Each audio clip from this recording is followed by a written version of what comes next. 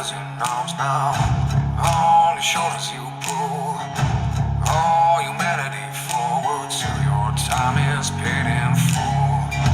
Where humanity's finest, young Imperium son. Show them all where the line is now until the day is won.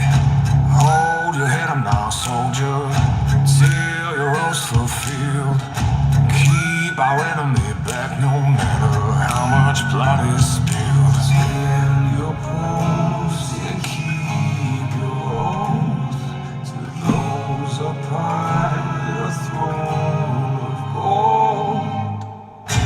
Well, your brothers in arms now, on your shoulders you pull all humanity forward till your time is paid in full. Well, the radical monsters, young Imperium son, hold the line with your life, young man, until your time is come.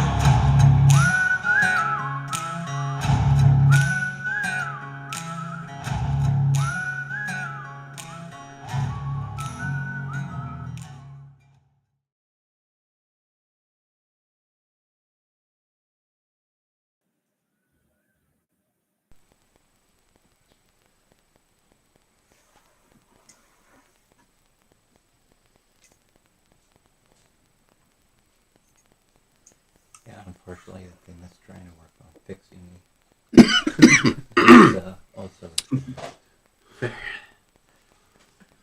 It is the 41st millennium. For more than 100 centuries, the Emperor has sat immobile on the golden throne of Earth. He is the master of mankind by the will of the gods, a master of million worlds by the might of an inexhaustible armies. He is a rotting carcass, writhing invisibly with power from the dark age of technology. He is the Karen Lord of the Imperium, for whom 1,000 souls are sacrificed every day, so that he may never truly die. Yet even in this deathless state, the Emperor continues his eternal vigilance. Mighty battle fleets cross the demon-infested miasma of the warp, and only route between distant stars, their way lit by the Astronomicon, the psychic manifestation of the Emperor's will. Vast armies give battle in his name on uncounted worlds. Greatest amongst his soldiers are the Adeptus Astartes, the Space Marines, bioengineered super warriors.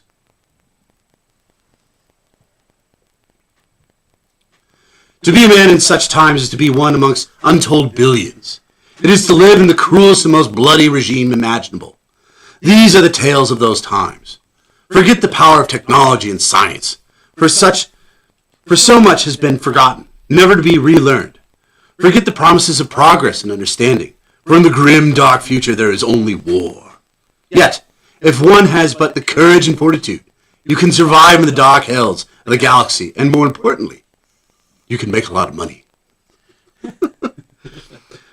Pirates, scoundrels, rogue traders, mercenaries, and thieves thrive on the outer rims of the Empire of Man, where the iron fists of the High Lords of Terra is laxed.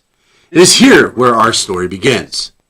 On the eastern fringes of the Ultima Segmentum, northeast of the Tau Empire, rests a small galactic sector known as the Geminus Alliance. Ruled by a barbarous and roguish pirate king, it is a collection of 3 small planets, Geminus Prime, Horkaya, and Balralis. It is a lawless place, where many races make their home, yet as it is the denizens of pirates and thieves of all races with one rule and one rule only. Don't get caught.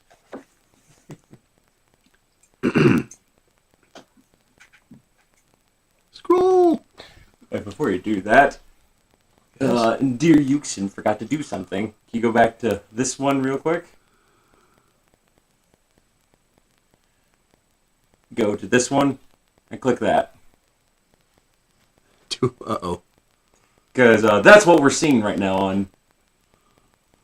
So, there we go. Now we can see. Now we can see Kyle? Yes. Oh, okay. Thank you for remembering to do that, by the way.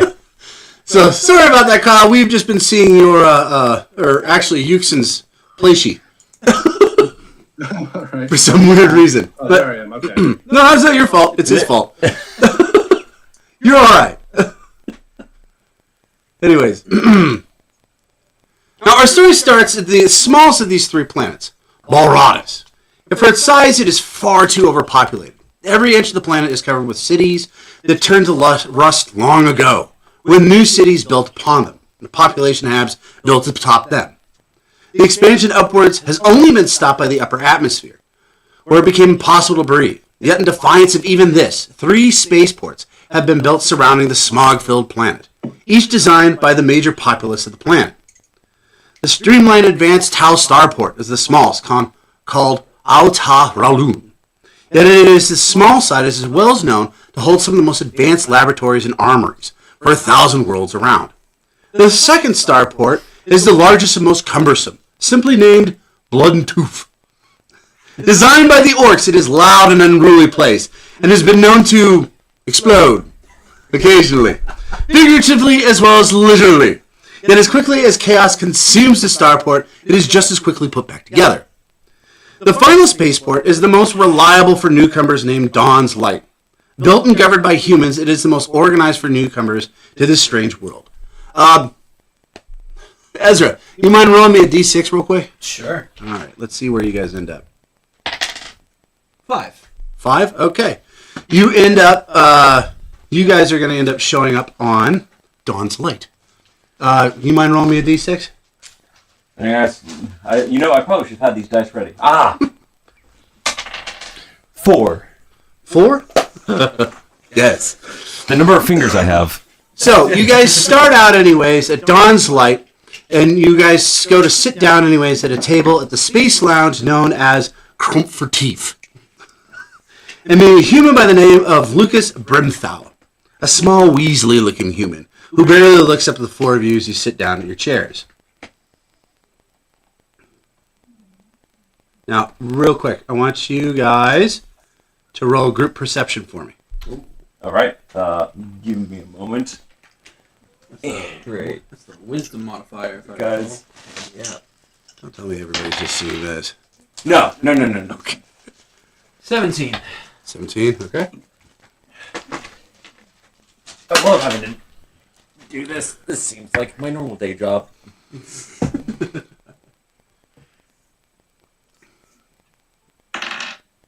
9. Because Kyle, your camera's off. Oh, I do not know how that happened. 13 for me. Okay, so 13, 17.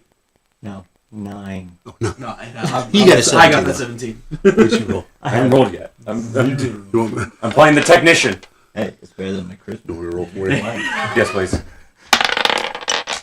Okay, cool. I'm not sure what's going on here, guys. I'm gonna leave that up for a moment. Why? With my camera. Sorry about that.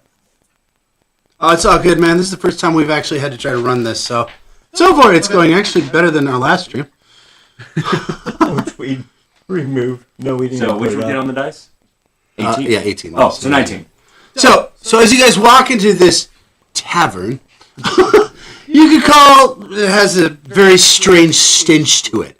Mold coats the walls, all sorts of mushrooms growing out of it, all sorts of different colors, shapes, and sizes. Some even farting as you pass anyways with green toxins. It's mainly an orc establishment, so mostly all you see are orcs and grots in there. There's an occasional human that seems to be holding their nose as they're ordering their drinks. Because you guys rolled high enough anyways, the order of the day anyways for drinks anyways in an orc establishment would be fungus beer, Yes! which is very alcoholic and slightly hallucinogenic. There are only 4 tables, all of which anyways are actually placed on all the corners. And they did this on purpose so that people can't just simply grab said table and huck it at other people. It's bolted into the walls. And you happen to go to the far one to the left. This is where you end up meeting Mr. Lucas, who sits there anyways and barely looks up anyways from his data sheet anyways. He's looking at him and he goes, "Oh, you must be Micaiah's boys. Now let's see. Who's who? We got, who's the big fella over here?" I assume he's pointing to. And he points over to the large metallic robot that comes in and just calmly sits down and just stays motionless at the table. So I am a former Necron Lord. Might help if you also give your name. His name is Anukabaram Lishekep. But the people in the party call me Anu because, let's face it, that'd be way too long to constantly call. Orc brain don't work that long. Yeah. Yeah. I have a small little scarab companion that's my sole remaining follower. My planet got destroyed by 2 separate comets, and because such, not only was my awakening disrupted, it permanently made me depressed because the odds of that happening is ridiculous.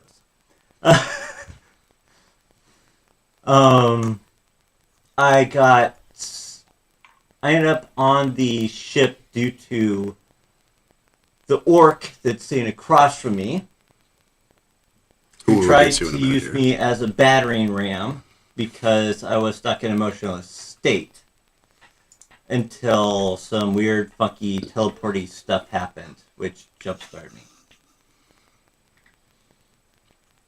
Let's be honest. You even after you got out of stasis, you're still kind of not moving around. Just from being depressed more. Less because of being in stasis, more just because you're just depressed all the time now. Yeah.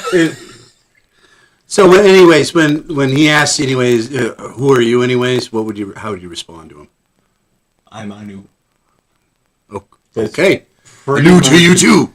Who's You must be Grot. What?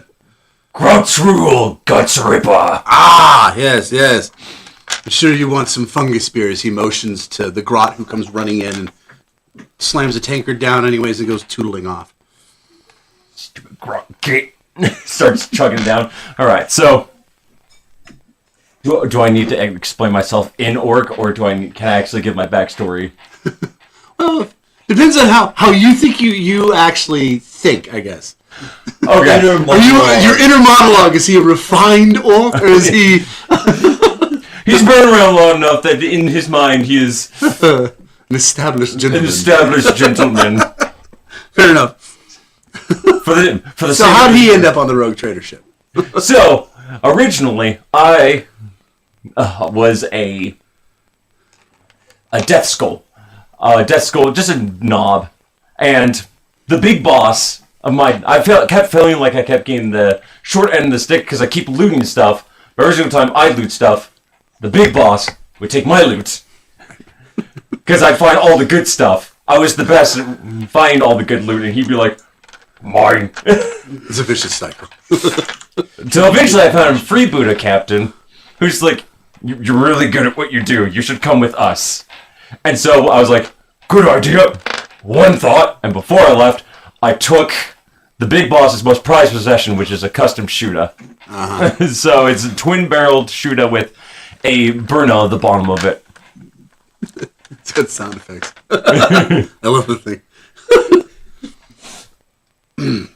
So eventually, while we were raiding, finding all the good loot, as pirates / orcs are known for, we came across, floating through space, Anu. Yeah. Anu. And I was like, I know the exact perfect the exact perfect thing for this. And then we happened to be going on a raid, so I used him as a battering ram. Until eventually, we were about to use a different technology. Instead of boarding as traditional orcs would, which is essentially just shooting a missile with a bunch of orcs inside, into the side, we were going to use teleporter technology. And unfortunately, when I brought the Necron with me, it messed up the teleporter, and so instead of ending up inside the ship, we kind of ended up somewhere in the middle of space, just floating. Until eventually we came across another ship, which happened to be a rogue trader ship. How'd you end up breathing? Never mind. Or Orc tomfoolery, yes. Exactly.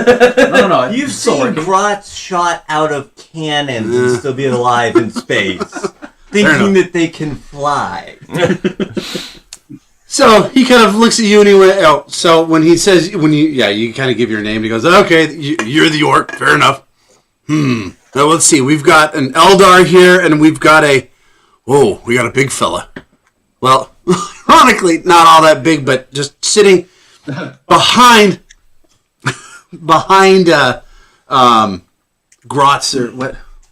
Gratz rule. Gratz rule, anyways, is this kind of hulking presence, but rather short for who he is. There's steam, anyways, coming out of the back, anyways, of his pack. He's got giant ceramic armor, and it's very apparent, even though for his short size, that this is a Astartes warrior. Pretty sure you meant ceramite. Go for it, Kyle. Okay. I was part of the Fallen when served under Luther for a while and did not get too far up in my ranks, but I was a decent soldier and eventually was scattered by the warp and ended up finding myself in with the rogue trading crew and kind of lost my own ways and found myself doing a bit more drinking and more than I had been doing fighting and kind of spent my days with this group of rogue traders kind of hanging kind of just barely hanging on and kind of came through and met these fellows kind of scattered through space as oh god, I'm sorry about that. That was the sound that happened when we met. It's like do do do do do. New friend added to party. That's how I end up on the road trader ship. Yeah, I just got this ding and it summoned me like a lift. Your space Uber is here. All right. So, would you sit down at the table? Or what would you end up doing, anyways, after he acknowledges who you are? Oh, what was your name again? It is Ezekiel. All right, Ezekiel. Yeah, Ezekiel. You can call me Dark Angel. Spelled Makes with sense. the Y, right? Ezekiel or Ezekiel. It's fine. So, what would you do? Okay, so you mentioned, anyways, your name to him, and he goes, "Oh, okay." And what would you do? I just sit down with the rest of the guys and allow the fourth to introduce himself. How tall is he again? He's 6 feet? He's rather short for a space marine. Yeah. Wait, 6 feet in the armor?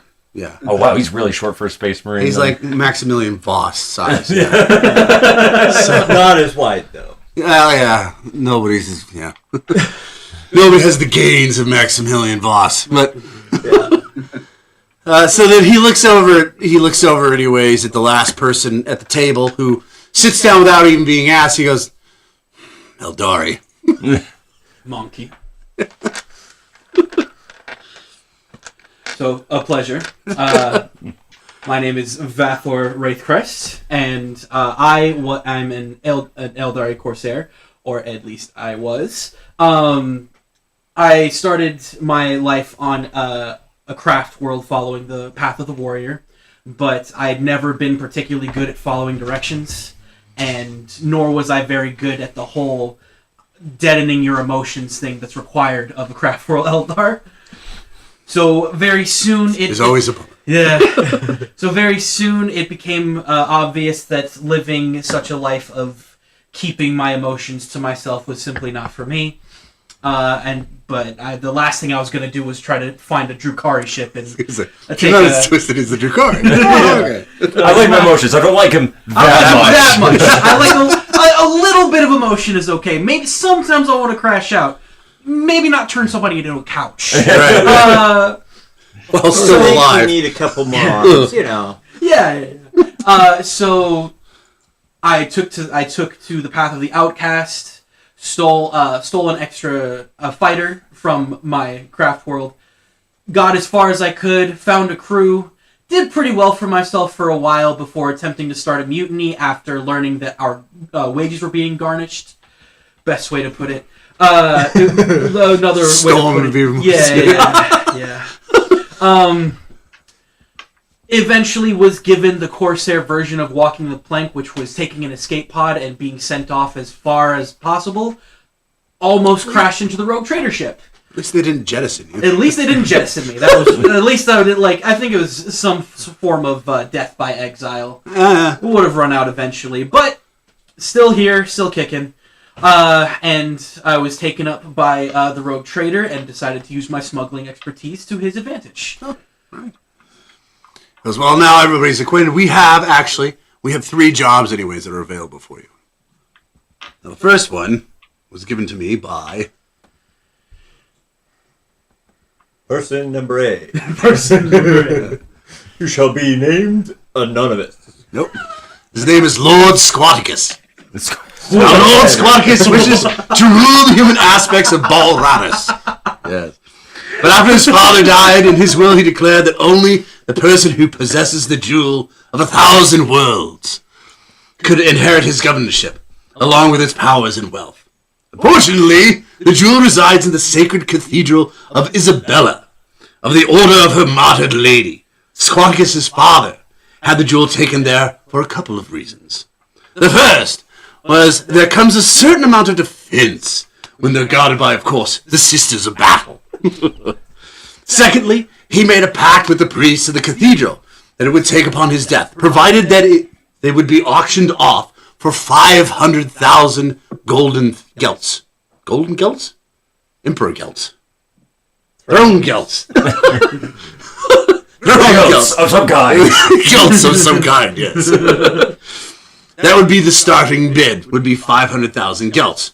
This was done so that the ecclesiarchy would get its pound of flesh from the very heretical world, and the priest would turn a blind eye to all the Xenos running about.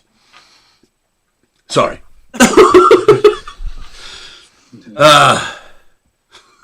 It'd be a cruel blow for his lord.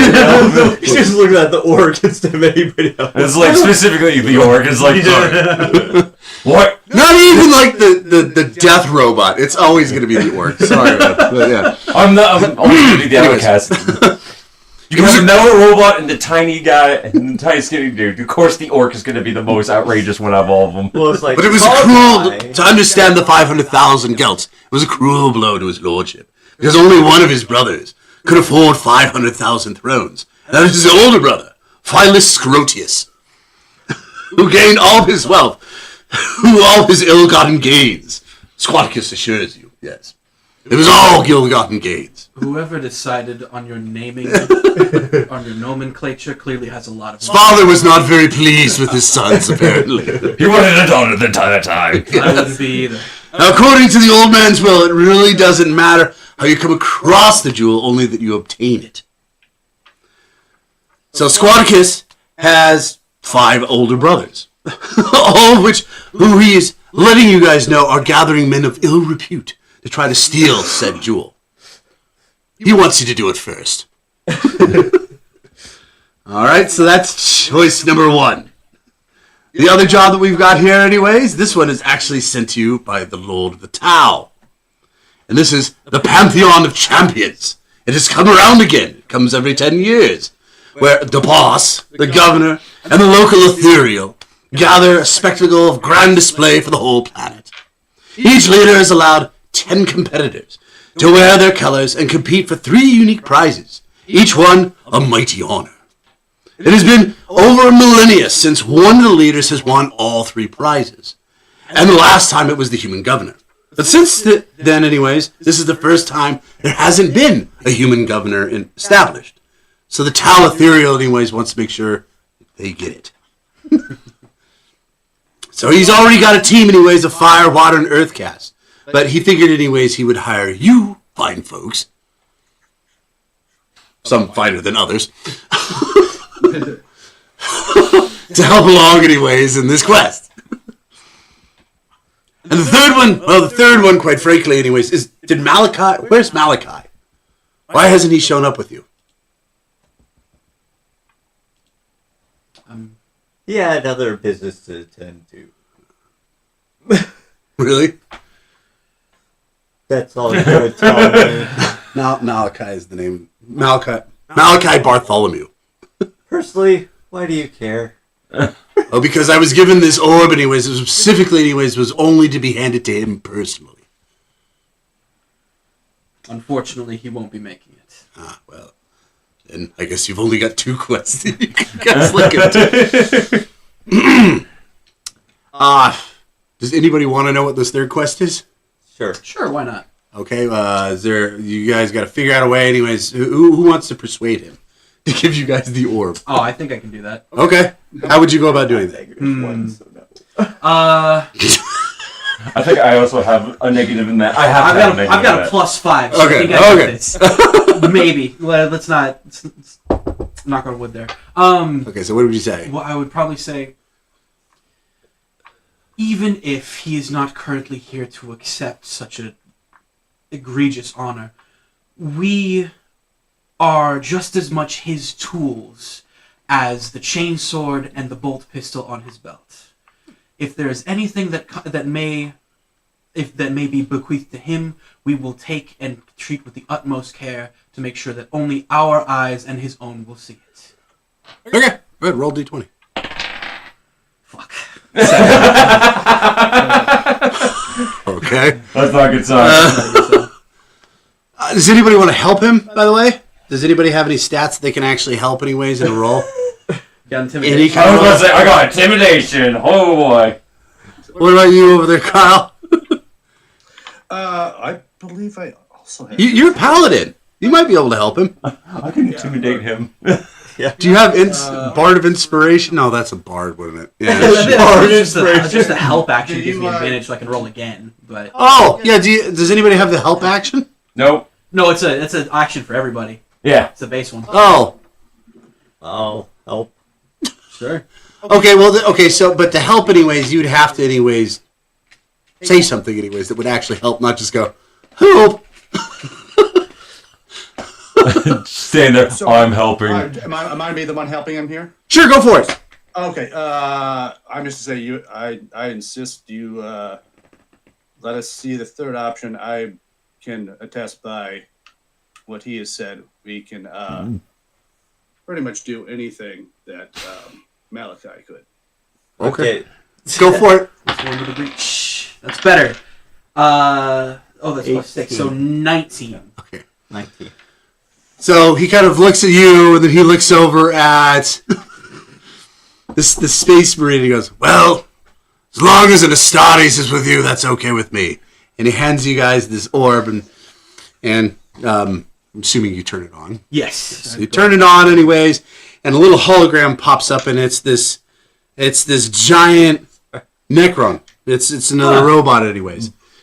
And you can hear anyways, but his face is obviously too close to the hologram projector. But you can hear him go, is this thing on? Oh, I have to push the red button. I did, but it didn't say it's activated. Oh, how was I supposed to know that? We can hear you, sir. Descendants of Bartholomew Bilko, it is I, Trazim the Infinite. Oh. And I require your assistance to acquire an artifact for me. My scouts have found the Song of Entropy. Unfortunately, I will need help acquiring it as it is located on Arcturus Prime. Okay, real quick, roll history for me. All of you guys. Oh, I don't know if I'm good with this. Oh, I'm okay with this, actually. Oh, dirty 20. I got a natural 20. Can it roll off that? Whoa. You good? Don't die there, you said. 10 plus 3 plus 16. What'd you get, Kyle? I rolled a 10. Okay, so everybody other than Kyle, which kind of makes sense because you were stuck in the warp for as long as you were. The Song of Entropy is one of the, I believe it's 7 artifacts of Vulcan. So the concept is that if you can get all 7 artifacts, what the salamanders believe is if you can acquire all 7 artifacts, then Vulcan will show back up. So they've been hunting for these relics this entire time, and ironically, another person who has been hunting for these relics because it's who he is anyways, is Trazim the Infinite, for his libraries of Salamis. So he has found one. Unfortunately, the rest of you guys understand, ironically, even the orc. It's like, oh yes, the Song of Entropy! Of course! but not the Space Marine. Wow, wow. Anyways, yes. But the other thing though that you really would have picked up anyways is that he said unfortunately is on Octarius Prime. Now, this one actually you would also know too, Kyle. Anyways, Octarius has been in brutal war and conflict for like the last 100 years, I want to say. Pretty much the Tyranids and the Orcs have been just beating the crap out of each other in the Octarius for some reason, As they do. the For Imperium years. has decided to invade everyone's. Yeah, because they know anyways that whoever wins that, the Imperium loses. Because it's either A, the Orcs there are just going to be so big and buff by the time they kill the Tyranids, they're just going to go after the next closest thing, which is the Empire. Or the Tyranids anyways, their genes anyways will be morphed so much anyways by consuming so much biomass by the Orcs that they will be unstoppable. I would hate to see a Tyranid with any form of orcish power. Go to the Octarius. Tyranids with the ability to use the power of make-believe. Yeah, that's Oh, jeez. that's Well, they wouldn't devastating. be able to do that anyways because they all follow the hive mind. Yeah, that's It's It's still like, a you have terrible an thought process. imagination? But anyways, No. if you accept this mission, then you must locate my scout, a rather rude mercenary by the name of Drak Arkthul. His location is attached to the box. Payment will be 3 billion golden throne gelts, 2 XV-25 battlesuits, 5 lightning arc battery guns, and per your ancient lord's request, my 10 remaining Black Lord Astartes, freed of the mind shackled scarabs, of course. Yet the sooner you acquire the artifact, the better. I've heard whispers that this information has been passed to the chapter master of those pesky salamanders, Tuchan, who will soon be arriving back home to his brief spent on Nocturne. And once there, he will pass the information on to Vulcan Hustan. Curse his name. Is it Heston?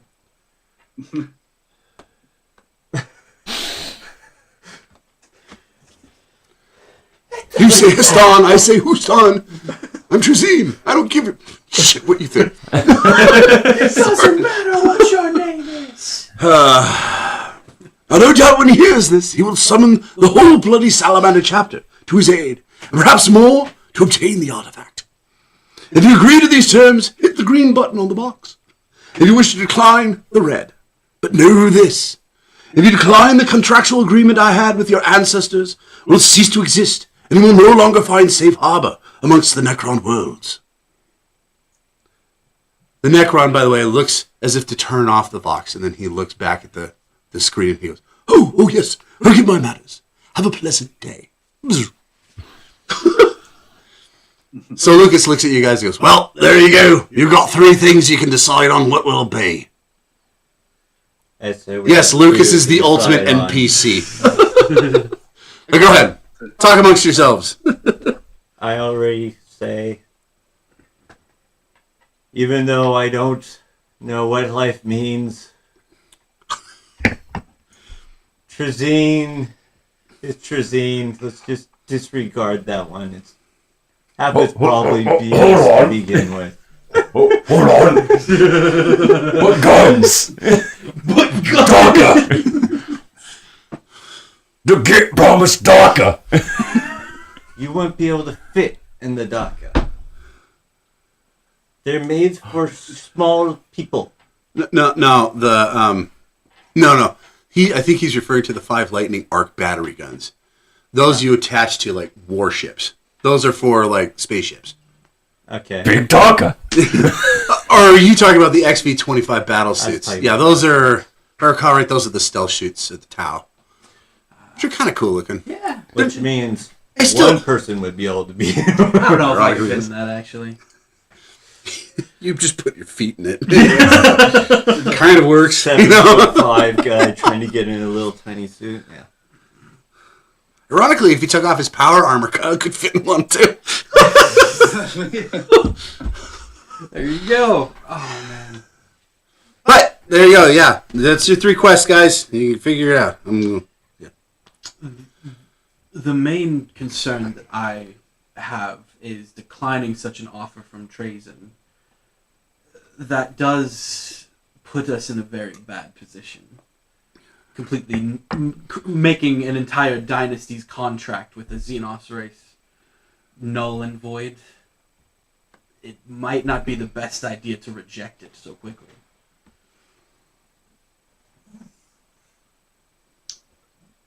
Big Donka.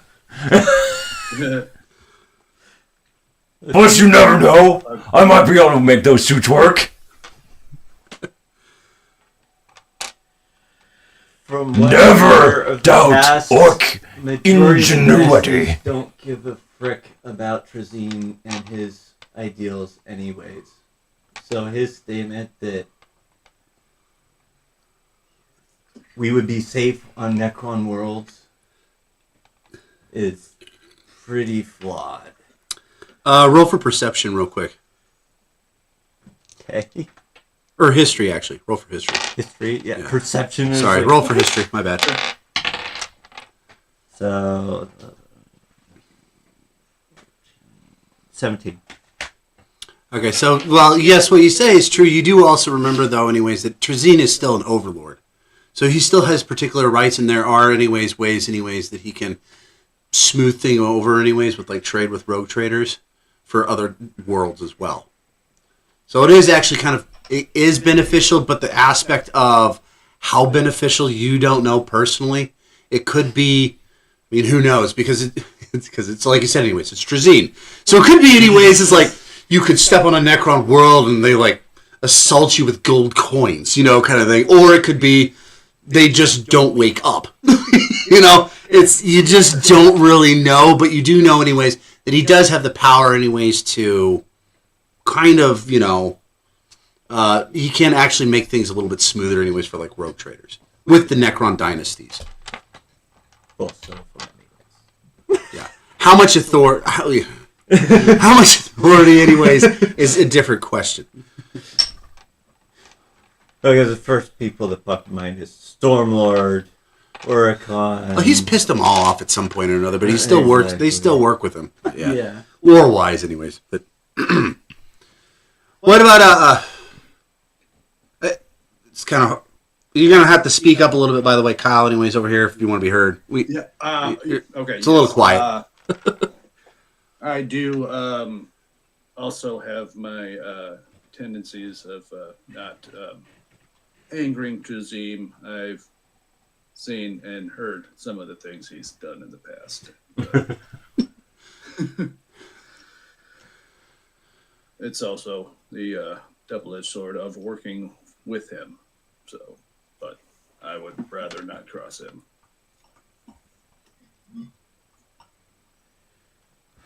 You guys are deciding. On You're the deciders. hand, the Pantheon would probably be up his ideals. The Pantheon? Which one was that one again? That was the, there's a contest and the Tau wants to take the gold, essentially. Right. Ooh, It's the- yes. Ooh, wait. So, to boil it down anyway. So Lucas looks at you guys and goes, okay, boil it down. You've got a suicide mission, you've got the Olympics, and you've got steal from a church. Note. He's the ultimate helpful NPC. That's what he's there for.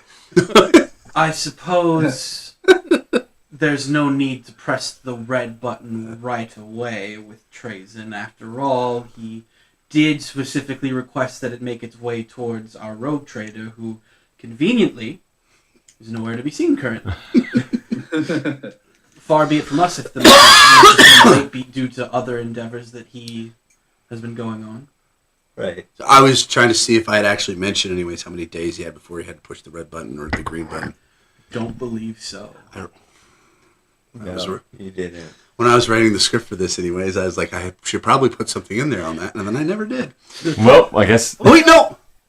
No, I did. You have 3 solar days to acknowledge.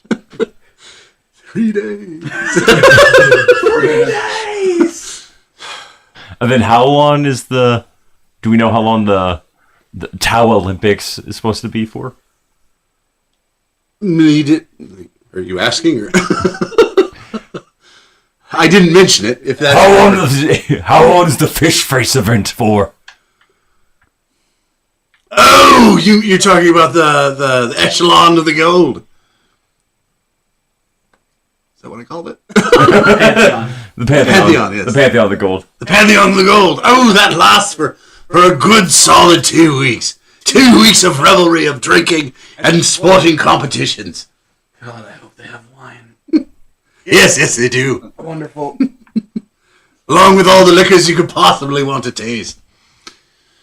Fungus beer flows on rivers of fountains. We're losing them.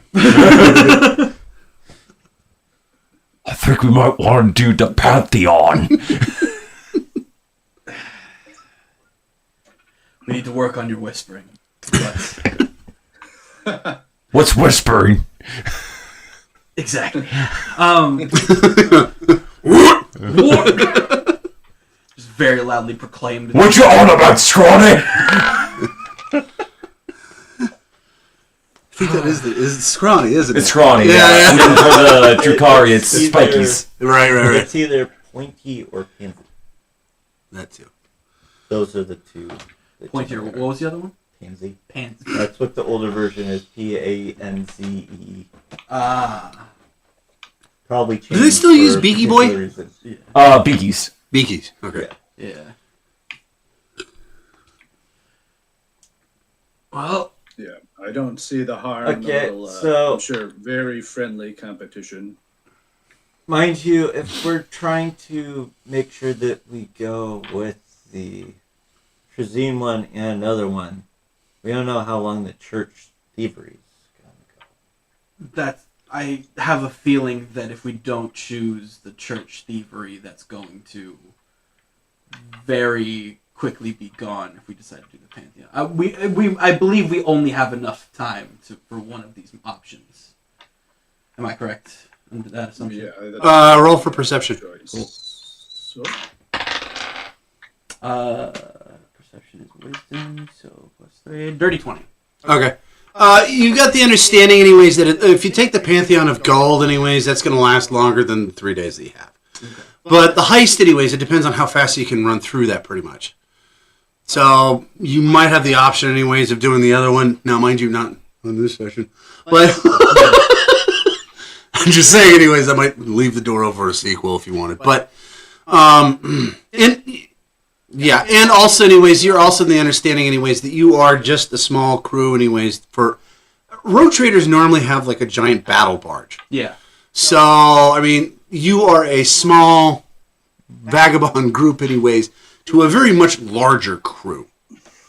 So there is also the possibility, anyways, of, like, for instance, sending a guy back to the ship, anyways, while you guys do the Pantheon and Gold, and then he can just run back real quick, anyways, and give the message to Maliki, and then Maliki can make up his own mind, because technically it is for him. Yeah. But yeah, so you guys do have some options here. It's not just like, well, we pick one and then the rest are, Yeah. and then later on we're all screwed because Drazim will haunt our souls. I would say, personally, leaning towards the Pantheon of Gold and having the message be brought to Maliki so he can make his own decision on if those Necron trading posts are worth it. Fight. You're in a curmudgeon then, because, well, you could get a chance to travel to the Octarius sector, but there is nothing but Fighting. It's like, it depends on what kind of fighting you're looking for. Yeah. well, this is me. I'm assuming it's friendly competition, right, for the Pantheon? Yes. Yeah, that's the problem. So for me, People rarely die in the Pantheon of Gold. oh, that'd be a problem for me. Like I said, rarely. It is, you are talking about, anyways, a competition between humans, orcs, and Tau. Except orcs are involved in this. The orcs Whenever are the very orcs are main. involved, normally limbs disappear. They're the main part of that equation. See, you'd be able to go against them while the rest of us are racing against the people who don't want to immediately dismember people. Which one has the most fighting? Probably Probably the suicide mission. Yeah, I'm with the shorty over here. Probably that one. That one.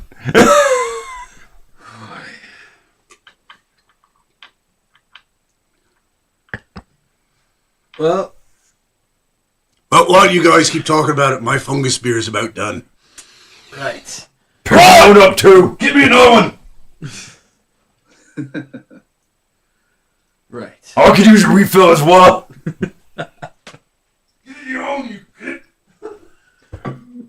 Alright. I won't lie. Above board, the Trays in the Infinite mission sounds really fun.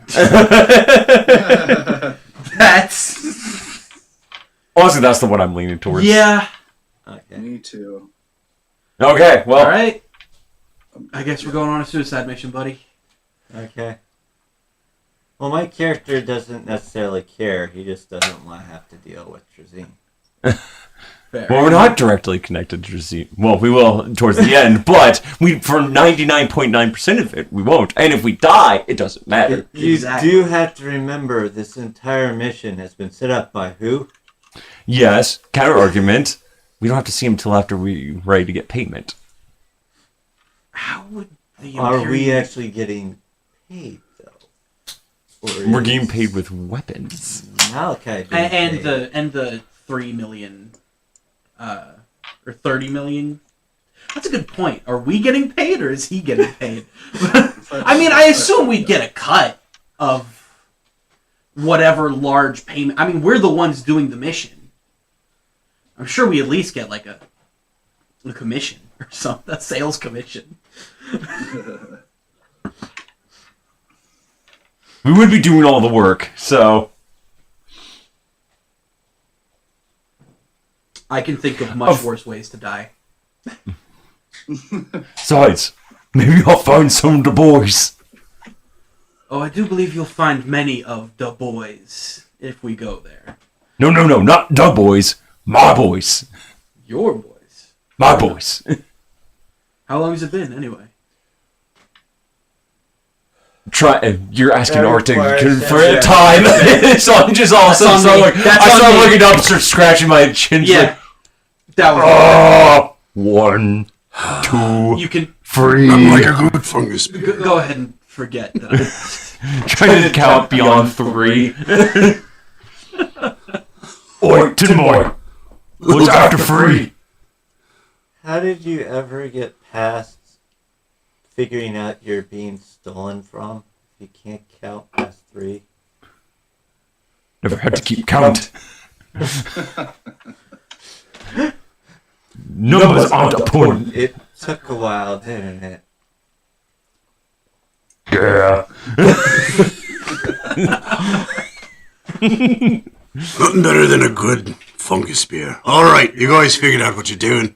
So apparently we're going. I just grabbed it. I just while they're all talking, grab the green, the orb, and press the green button. He kind of looks at you and looks at that and goes, right, well, goodbye. I can't help you anymore. All right, so what are you doing? Well, we have to find... I imagine we have to find passage to the place first, unless we're going to take the entire battle barge. Okay, question. But, yeah. How did we get onto the port? You were dropped there anyways. Malachi Bartholomew is on his ship, the Nautilus, which is actually at the starport that you guys are at. Okay. So one of he was just looking through the list of things anyways on the it's almost like an email popping up. It's like, there's all the people that you could go visit. And he went, I'm going to send these guys anyways to this bar because I don't want to go there. That's pretty much what I'd rather keep my sense of smell. Must not be a fan of the fungus beer. He probably Some gets have no prefers taste. it over it. So, what are you guys doing next? Well, I guess we would go back to the ship I have and to get enter the a. ship, yeah. Go back to the ship and then go to I can't remember what the planet's called. All right, so real quick, anyways, you guys are just going to head back to the ship. That's the next plan. Yeah. Okay. Yeah. I want you guys to roll for, let's make it a survival check. Why not? Oh boy, That'll be fun. love that. Oh, wait, I'm actually good at that. Hold on. I'm actually also I'm not good at that. Survival. I'm okay at that. 13 plus 14. I got 12. I rolled an 8. Okay. And I rolled a 3. You rolled a 3. Okay. Natural 20. Oh, all right. So, and what'd you get? 14. Okay, so all of you guys are just like, right, proceed! And you guys all start marching off anyways, and you get about halfway back, and the only person that notices it, that there is this string of merchants, and all of them are selling all sorts of wonderful things that you can only get here, pretty much. The only person that notices this is the robot. The depressed one who doesn't need any of this stuff. I mean, Are you going to make mention of it, or are you just going to Yes. keep going? Go ahead, then. anybody want to see what these people have? It looks like they're, stuff that may be useful. Roll for persuasion. Everybody roll for persuasion, see if you can actually... 12. 21. It'd be 9, I guess. So. Well, you all beat... What'd you get? 3. So you all beat the Necron, so... he didn't really persuade you very well. So onward you go, I guess, or it's up to you guys. No, I'm willing to stick around and check out the shops. Yeah. It's like I'll be honest, most humans blend in for me. Kind of just looks Well, like a they background. aren't all human, are they? It's all the same. It's all the same. They're all beneath me. Spoken like a true space elf. Yeah, I know. That's what I gotta play the role I chose. I was gonna say I was given, but I chose. I was given this role. I was given this role. I was given this role by me. By me. I I am my own worst picked Elf. enemy. I picked Elf, therefore here I am. All right, so who wants to stop the shop and who doesn't? I do not. Okay. I'll take a look. I am impatient. I want to get to... Okay. Sure, I'll look. Okay, what about you, Yeah. Oh, yes. Okay, I want you guys to roll a d6. The 3 that want to check out the shops. 2. 1. Reroll. 5. I got a 6 on that one. Hey, Okay. run the gamut. So, you guys all go to 3 different places. Ezra, what's your character's name? What's your character's name? What? Vathor. Vathor, okay. Yes. Thank you. I will get this at some point. Vathor, anyways, you stop at the only place, anyways, that you don't really quite detest, and that would be an Earthcast Tau Trader. I'll take it. And he's, okay, so that's where you stop, anyways. You don't really care where you stop, anyways, but you happen to bumble into a Death Skull Trader. And Kyle, you walk up to the only other human that you see on the block, the human trader.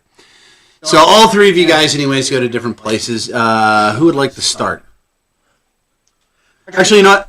Well, I'm going to make this anyways. So Kyle, we're going to go ahead and let you start. All right? Yeah, let me start. I've got I probably have Yeah. 15, 20 minutes. So the human trader looks at you and goes, "Oh, hello, sir. You're quite large. What can I get for you?" Wait, Lars, isn't he 6 feet tall? For an average person, though, he's still like in ceramite armor. So, I mean,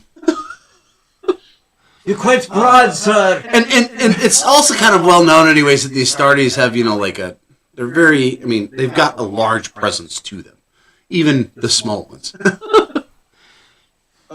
Are we assuming that we basically don't have any kind of weapons and such right now? You should have some weapons that had on your character sheet. Okay, good. Yes, okay. Okay. Okay. In that case, I guess I'm just be like, what do you have? What do you offer in here? Well, I've got a couple of things anyways that hopefully you might like, especially as someone of your stature, sir, being authorities and all. I have myself here anyways, a holy orb of Antioch. Only selling it for 500 crowns, so we are. What you buying, stranger? I'll buy the highest price. Sorry. I'm getting Assassin's Creed sellers vibes right now. Okay. I don't quite know what that is. You don't know what the holy orb of Antioch is? You should have listened to Houston and Sexlar's last watch! Should have plugged that. God dang it. Hold on. The holy orb of Antioch is probably one of the most powerful grenades the Black Templars make. You must make sure that once you pull the pin though, you count to 3. No more, no less. If you count 5 is right out. You can't count to 2 unless you proceed to 3. All right. Seriously, Kyle, they actually built into 40K the holy hand grenade of Antioch from Yeah. Monty Python. They actually did it. Yeah. I'm seeing that now, actually. Now they kind of popped onto that. It took you a minute. Okay, fair enough. That's hilarious. I like that. I've seen those in action. What else do we have? We've also got the genetic mask. Now that's a hard one to do. Now you can put that on, and you punch in anyways what particular race you'd like to be, and that's what you end up being, so to speak. Now mind you, anyways, unfortunately, your voice sounds the same, and I mean your temperament may sound the same, but you look completely different. He says with 4 teeth. The last big thing I've got is a fine bottle of Amasec. All right. And 50 years old. About that. Perfectly distilled. Mind you, you are a Stardust, so you can't get drunk. Yes, you can. Unless it's a Fenrisian It's ale. Fenrisian ale. I would assume anyways a fungus beer anyways might also affect you anyways because it's slightly hallucinogenic. There are alcohols out there that do affect Astartes. It's just not a lot of them. Anything the Imperium makes, though, is a no. It's pretty much, will it kill a human? Yes. That will get you hammered, you know? What I think I'll do is I'm going to grab one of these. But it might be a nice gift. You know, what is the price on such? Oh, bottle of Amasec, that's going to go for a whole 75 golden thrones, so well. Or crayons, wherever you're from. Teeth. Or gills. Credits. Credits. I think I'm just going to go with the Holy Orb. And Okay. Go ahead and add it to your inventory and subtract 500 golden crowns. All right. And then I'm assuming you make your way back to the ship? Right. All right. Okay, so real quick anyways, just because, Kyle, you got some of the things going on tonight. You're going to make it back to the ship. You're going to... and all you got was the Holy Orb? Okay. You're going to go back to the ship? Let's see. Let me take that bottle of the Azimir. Amasec. Amasec is like it's like a good bottle of wine. It's a little bit sterner stuff, isn't No, it? it's because It's like a blend between wine Kane and whiskey. has it in a flask, so I don't think. Right. It'd be more like vodka, wouldn't it? It'd be Yeah, like it's a kinda like gin Yeah. or bourbon or something. Okay. Well, then again, anyways, though, that's also mentioned, anyways, that it's like served like actually in like a glass, anyways, more like for wine too, So it'd be more like a bourbon, maybe. or maybe more like a brandy. Yeah, great. they have Yeah, very yeah. similar wine glasses Yeah. with the Yeah, smaller. yeah, gotcha. So Yeah. yeah, like a good brandy. Oh, I know what you're talking about. Yeah. Yeah. Just because it looks nice. Alcohol, it's almost all the same to me. Burns them. I don't drink it, so. Well, that's because you're a robot. Right, I don't eat either. True. Okay, smell. so go ahead and That's why attach. you can stay in my company for so long. So go ahead and attach, anyways, a bottle of fine Amnesec, and then reduce your currency by 75 crowns. Okay. So when you get back to the ship, what are you planning on doing?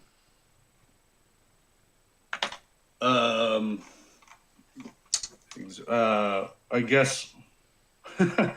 Oh, exactly what I'm not sure. What are you? I'm just jumping out of character here for a moment. We're going back to a ship just to basically kind of regroup. So it sounds like, anyways, that you guys are going back to the ship anyway, so that it can launch over towards the Octavius sector. Is it Octarius? Or Octarius sector, yeah. Thank you, sorry. Octavius. The Spider-Man villain? The Emperor of Rome? I was thinking about Rome. Thank you. You're the only guy. Wow, I'm old. Okay, the only person, anyways, that didn't think comic books was the two old guys. But anyways, so yeah, it sounds like, anyways, you guys are gonna go back to the ship, and these guys, anyways, are gonna start on to the quest, anyways, of going to the sector. Right. Maybe stop by. But I figured, anyways, you might want to do a few things, anyways, before, like, for instance, you'll probably, because you're not going to be there for the rest of it, anyways, probably, like, go into stasis or something. Okay. Maybe hand Yeah, the orb let's over go ahead and Malachi. recharge or something. Yeah, because The pre-pressed button. Recharge, from well, maybe Malachi. not recharge, but you aren't a robot. But, so are you going to do anything before you do that, or are you just going to head back to the ship? I think I'm just gonna tell the guys what I'm doing, and then head back to the ship. Then. Okay. So he's making a mention to you guys, anyways. Do you guys want to say anything to him before he takes off to the ship? Like the orb. Other than you two, you're already back. Yeah, I'm already You're already gone. Oh, let me peruse stuff. Go fight! Okay. Fire against the chrome!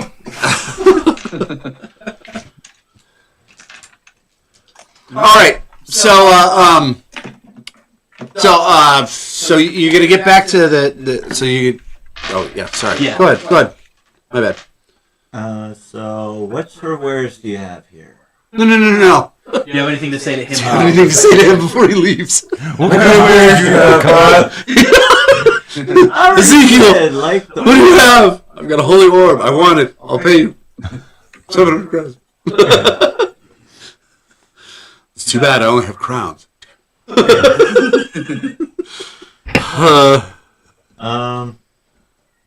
Make sure you're on the right ship. You don't want to get lost. I feel like you'd be more depressed than that. If you make sure you get on the right ship. Who knows, Harry? You could get lost, and you could end up getting into the wrong place and get stuck in the warp and float around forever. Been traveling with it for, like years anyways. Make sure you get on the right ship. Inspiring words, sir. Inspiring. It doesn't matter. Sorry. You're gonna die someday, anyways. Unless you end up like me, in which case you'll feel lonely. No. I'll let him do it. Ironically, I kind of jumped on it too. Go ahead.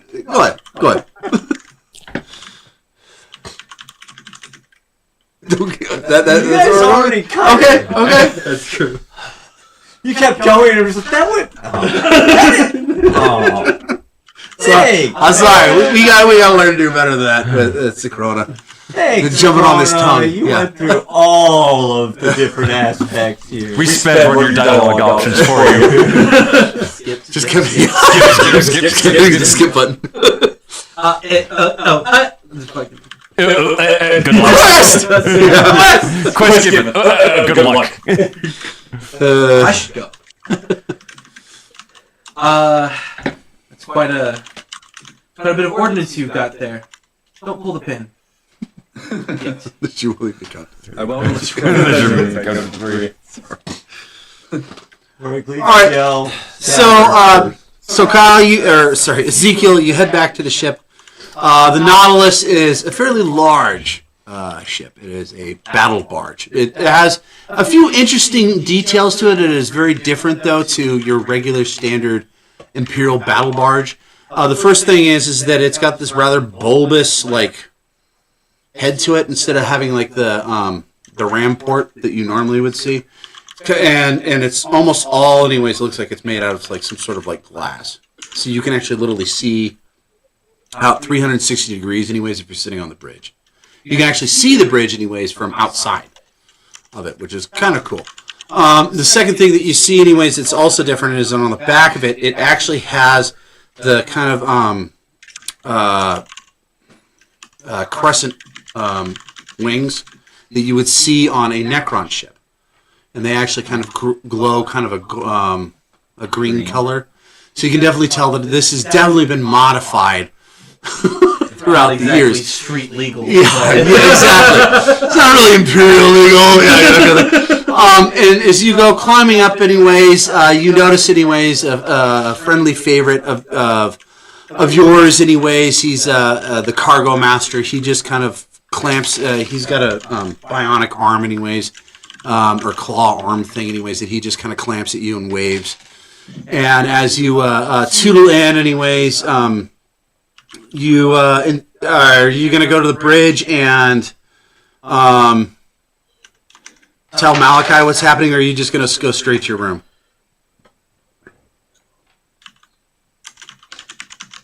Kyle? Oh, say that again one more time. I was trying to type a message. He's currently typing in chat right now. Oh, he's okay. I was saying, anyways, is that so you get onto this ship. Are you gonna speak to Maliki before you head to your room, or are you just gonna go to your room? Yeah, I will. I'll talk to Maliki. Is somebody gonna be role playing for him? I guess. The DM? Yeah. By the GM, of course. Okay. Right, sorry. Okay, so you go to the bridge, and Malachi's sitting, and you can see Maliki. Maliki looks very much like his descendants of old. Kind of a wiry, tall man. Really bright blonde hair. Has kind of a goatee going. Very hawkish look, anyways, in the eyes, and he's always kind of got a little bit of a smile. Like he knows something that you don't. And he's going to use it. Yes, and he immediately, anyways, as soon as you come on, you come on the bridge, he turns and looks at you and goes, "Oh, Mr. Ezekiel, how are you? How did the quest going? Where are you going?" Of course he's Irish. That makes so much more sense in context. He's a wee bit Irish. Anyway, just got back from the rogue trader, and yeah, we. No, I'm the rogue trader. Came back from I just came back to the road trader. Yes, I know. What'd you learn, lad? I learned we're going on a pretty dangerous mission here. I'm going to let the rest of the guys kind of explain the ins and outs of it, as I don't know all the names quite yet. So, but we are. It sounded like you got hit a wee bit in the head. Maybe you should go lie down, lad. Yeah, I think that's what I'm going to be doing. Oh, okay. Have yourself a good night, sir. We'll be talking to you later. Small head as he walks by. Whacks him on the back of the helmet as he goes by. Smacks on the back of the helmet, leans forward. On the top of the head. All right, good night. Smack. The back of the codpiece too. Just an ass slap on the element. So you tootle down, anyways. You get down to the third bay, anyways. You find your bunk, anyways, and I figure. Oh, would you like a sip of Amnesec before you go to bed, sir? I think I'll pass. I'm already a little. Okay. Well then, confused as. we'll bid you adieu, sir. Toodaloo. All right, thank you. Mm-hmm. And just like that. All right. Does anybody need to use the restroom or something? Now would be a good time, anyways. Take a break. I will go get something to drink. Real quick, anyways. How do we push the pause button on this? You don't. Or, no, maybe not. Okay, so do I just sit here and go do? Entertain. Does anyone in chat have questions? Well, There you go. Questions, Do we actually have a chat room? There are some. Oh, We wow. got Star Wolf 64, General Sashi. I don't know if Trap's still there, but Trap was there at one point. he was, yes. Any questions so far? Andarchy, Hermes, or Sir Benderbite in there? No. Maybe the one the VOD. They normally well, they all have like kids and. Oh families. yeah. See, Warhammer 40K is unique, where most of the people who are playing are adults because it's a way to escape from real life. It's not only that, but it started like back in the day. So So it's kind of like how most Magic players are. Okay, so how do I get rid of him though, real quick? Honestly, he's still a black screen the entire time. So Black screen the entire time. the entire time it's just been a black screen. So can I? If is this gonna ruin anything if I just click leave studio or?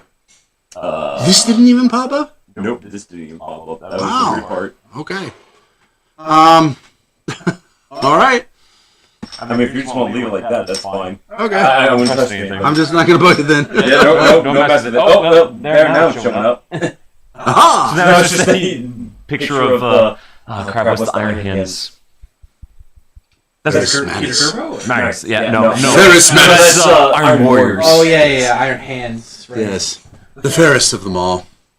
Truly. The only. The ultimate Manus. I still love that. God, what's his name? I still love that Fulgrim continues to like revive Ferris Manus just to Every try to day, convince him. Hey, I did the right thing. No, you didn't. Speaking Smash. of which, anyway, so it's talking Primarchs anyway. So Trazine has the possibility. He has one. There's a possibility that he actually has two Primarchs in his library of Oh, songs. does he have the? Does he have the? One of the clones, anyways, of Ferris Oh, Manus is the man. rumor. No, we're not eating right now. You're not eating live on stream? What's wrong with you? Sit off to the side. You can do that for a bit, I guess, yeah. But jeez. Especially that kind of. If it was pizza, I'd have been like, okay, whatever. But it's like spaghetti. I don't want to see. Yeah. But no. So Fabius Bile. Yes. You know who he is. Yes. He. Named Dickhead. No, sorry, that's Erebus. No. Yeah, Erebus is the guy that everybody's like, he needs Yeah, to die. yeah. Why hasn't he died? Why, out of all of the amazing characters in Warhammer 40k, is Erebus still alive? Especially because just some of the stuff he does is just so random and it's always just hurtful. It doesn't do anything positive. It's It's like Well, him and Lucius. Lucius. Lucius needs to just disappear. Lucius is Lucius the Eternal. Do you know who he is? I think so. So he wears this weird. He's Slaaneish's champion. Yeah. And he wears that weird armor so that if anybody kills him and feels pride in the kill, then he comes back as that person. And somehow he's able to take over. But as himself. So what happens is that their soul gets trapped in his armor, and he becomes Lucius the Eternal again. But and so that sounds anyways like, oh, that's really cool, but they have just like jerry-rigged the shit out of it.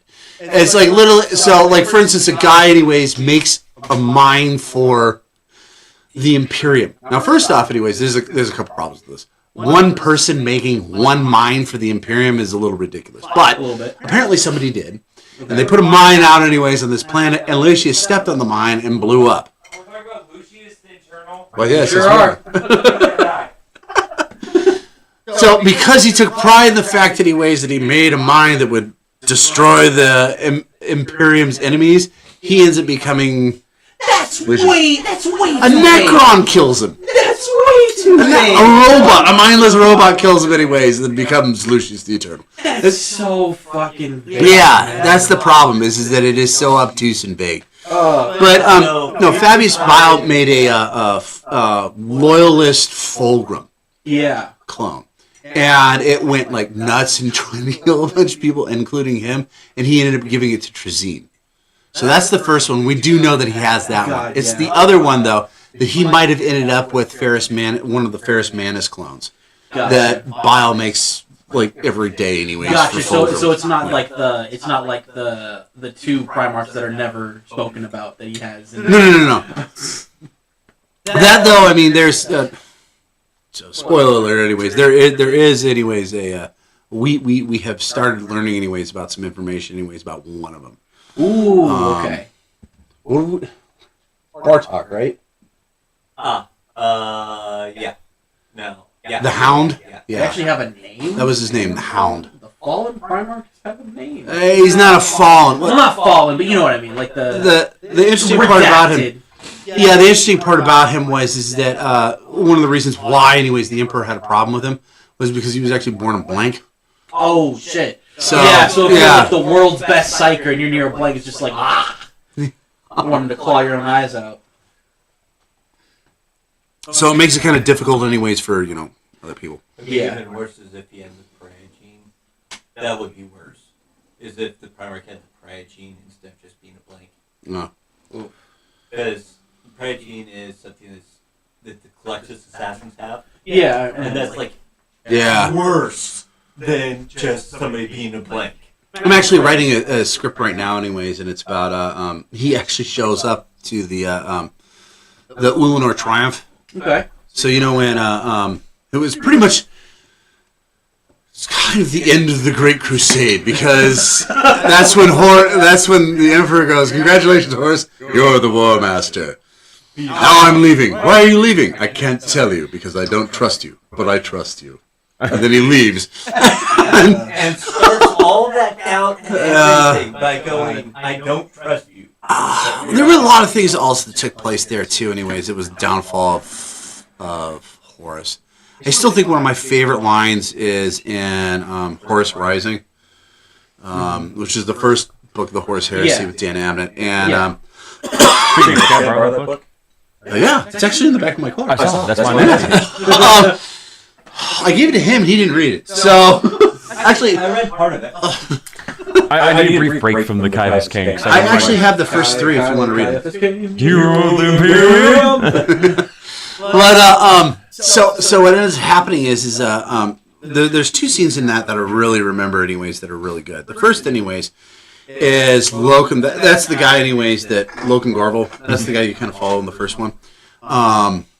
Beats Lucius, which is awesome because Lucius was, even before he was the Celesti monster that he is today, was still this arrogant asshole and thought he was the great, and they pair him up with like the coolest emperor's children ever, Saul Tarvitz, who's just, he's still like salt of the earth.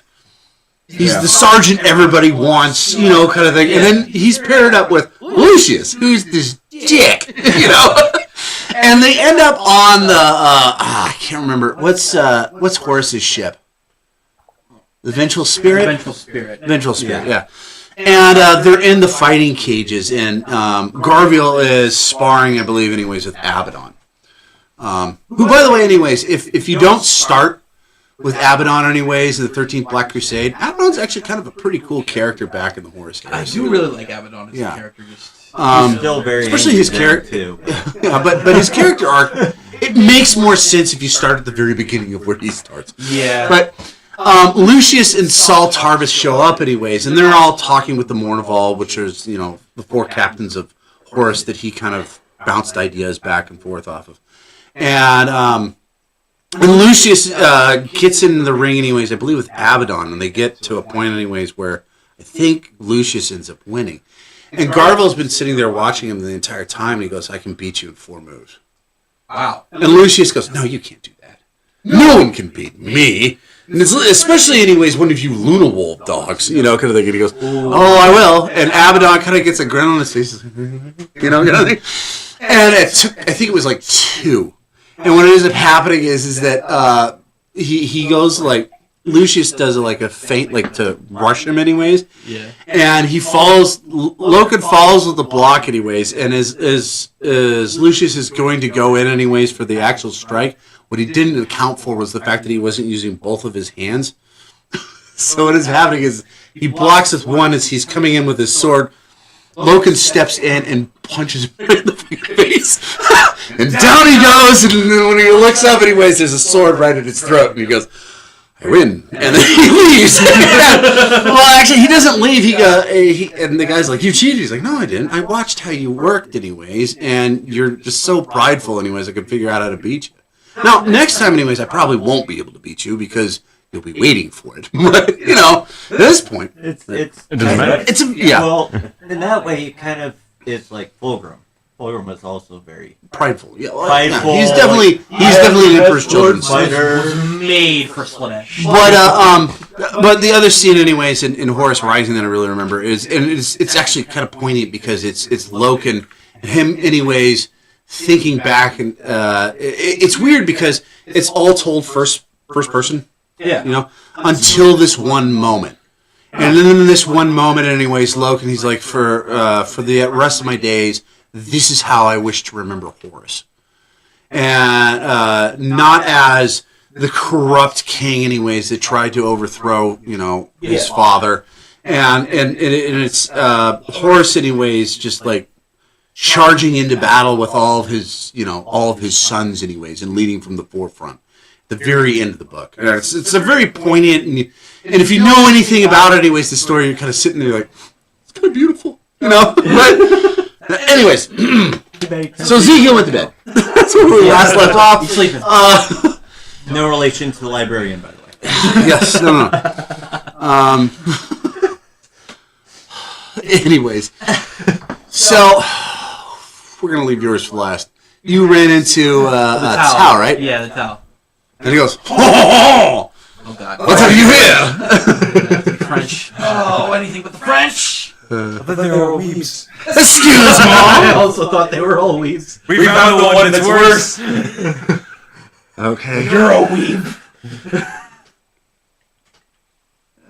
Let's see here. What would you like, sir? I'm going to go right back into Scottish. Sorry, I could do Don't it. even worry I'm going to try. But, I'm going to start every time anyways with that anyways. What's a baguette? I don't know. I don't know. We sell them for 5 francs. Okay. Okay. What would you like, sir? I was just curious what you had on the higher end of your market here. Well, we have some Elta and Delta sentry drones. Sentry drones. Yes, and an infrared visor. What are the functions of the sentry drones? This is so French. I hate this. You somehow made me hate Tao even more than I already do. It's actually kind of aggressive. Not only are they space communists, they are all Aggressive French. They're also French. It's like that scene from what is it? Come Out. They're French. Okay, what did you say? Sorry. What is the function of the sentry drones? Well, we got Alpha. We want Cajun there.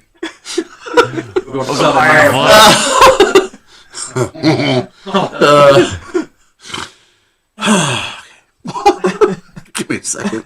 You committed to the bed. That's I know. You did this to yourself. It could be that he's trying to do all these different accents. Ironically, anyways, the only time that I've ever actually had to do, anyways, for a Vox is a Tao. Sorry. No, for a Tao, anyways, he was French. It was? Yes, it was. Yeah, but anyways, the Alpha. What do they do again? You wanted to know about the drones, right? Yeah, the drones. You got this. I believe in you. I do this. Well, the Alpha drone. Yes. Now, as you know, see, the Alpha, so they go fast. And the Delta drone, the Delta, that stays behind and watches your back.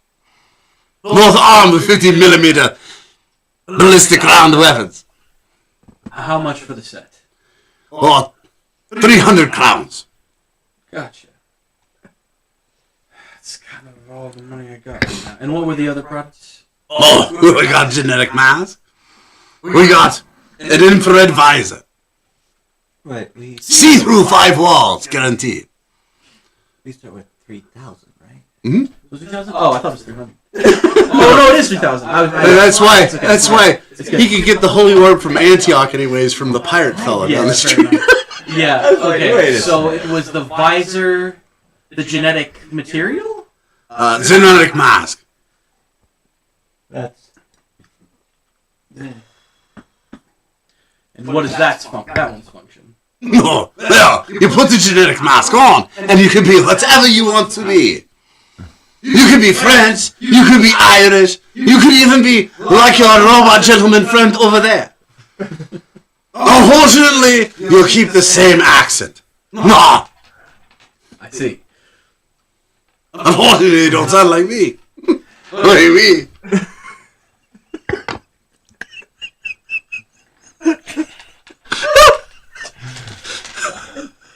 Maybe we should have labeled this comedy actually thinking back on it.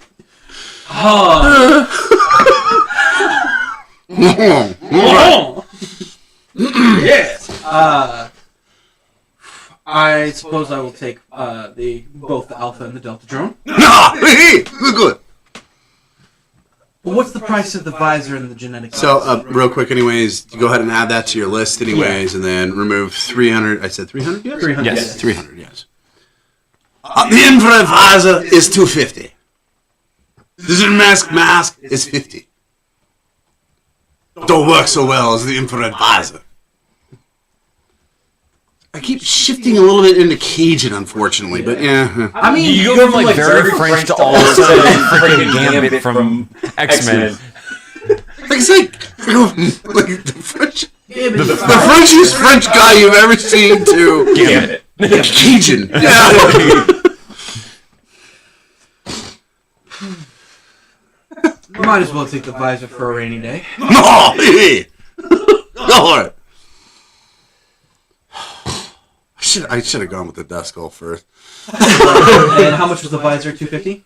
Yeah. Okay, so Visor's 250. The genetic mask is 50. I'm down to 2450. Let's take the genetic mask, make an even 2400. Spend 600 on this whole thing. Good.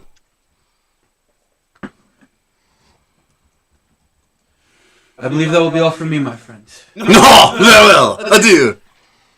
May you sell the rest of your wares, and then you will leave from the Shook. This is done.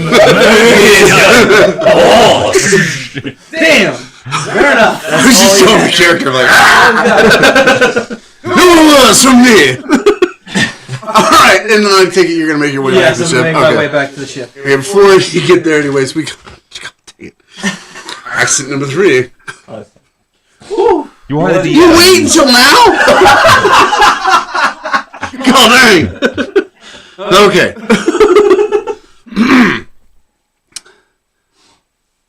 Oh, I forgot. Okay, so your guy, by the way, anyways.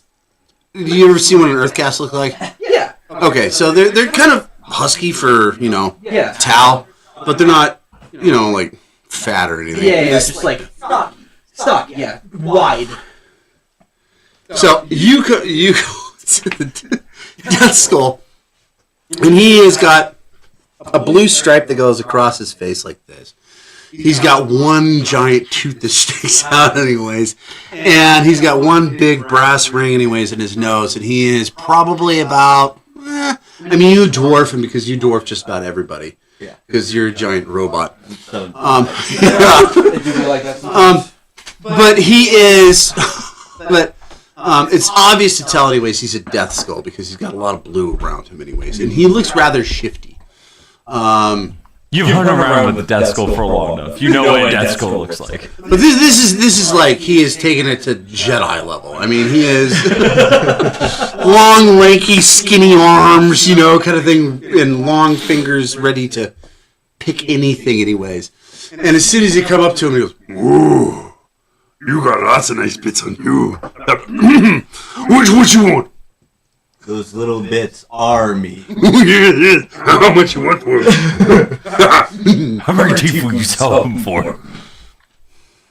Now, this is the interesting thing anyways. You got a good point. You know anyways that orcs anyways, they only sell in teeth. Right. You have guilt. Right. So, the interesting aspect is that you've got to be able to figure out a way anyways to... You've got to figure out the bartering system.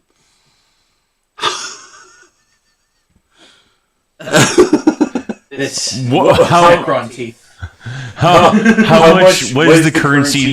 You might be able... If you want to try that, you want to roll for persuasion? What's the current Okay. difference between teeth and... So hang on a second. So you're going to try to convince him anyways that the Gelt. gelt anyways. Actually, that wouldn't be persuasion. That would be Deception. deception. Yeah. Yeah, You wanna roll for also deception? negative, too. Which one's the least of the negatives? Oh no, actually it isn't. Oh, Okay. So what are you going to say though? You got to say that before you roll. Okay. You see these? Mm-hmm. I took them from a relative of mine. Straight from his teeth. Are you Irish now? I don't know. Because I've got gold gelts. This is why I decided not to do an accent. Can't put me Lucky Charms and elephant. You want to try it again? he's going for the rest. Let's go for follow the rainbow. Yeah. One of them's named Midas. You have the golden touch. Alright. Ready? Alright, you can do this, man. I made it through Frenchy French, dude, so you can make it through just your normal voice. Alright. So what did you say? Okay, so you hold I up. said, I took this from a relative of mine. Mm-hmm. Right from the mouth. Yes. As you can see, we don't have normal teeth. Clink, clink, clink. Roll.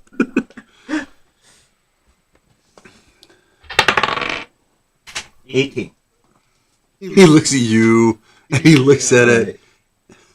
Is it 18? It's 18 plus what's persuasion? Persuasion is Or it's deception. deception is charisma. So sorry, 17. So he looks at you, and he looks at the gelt. He goes,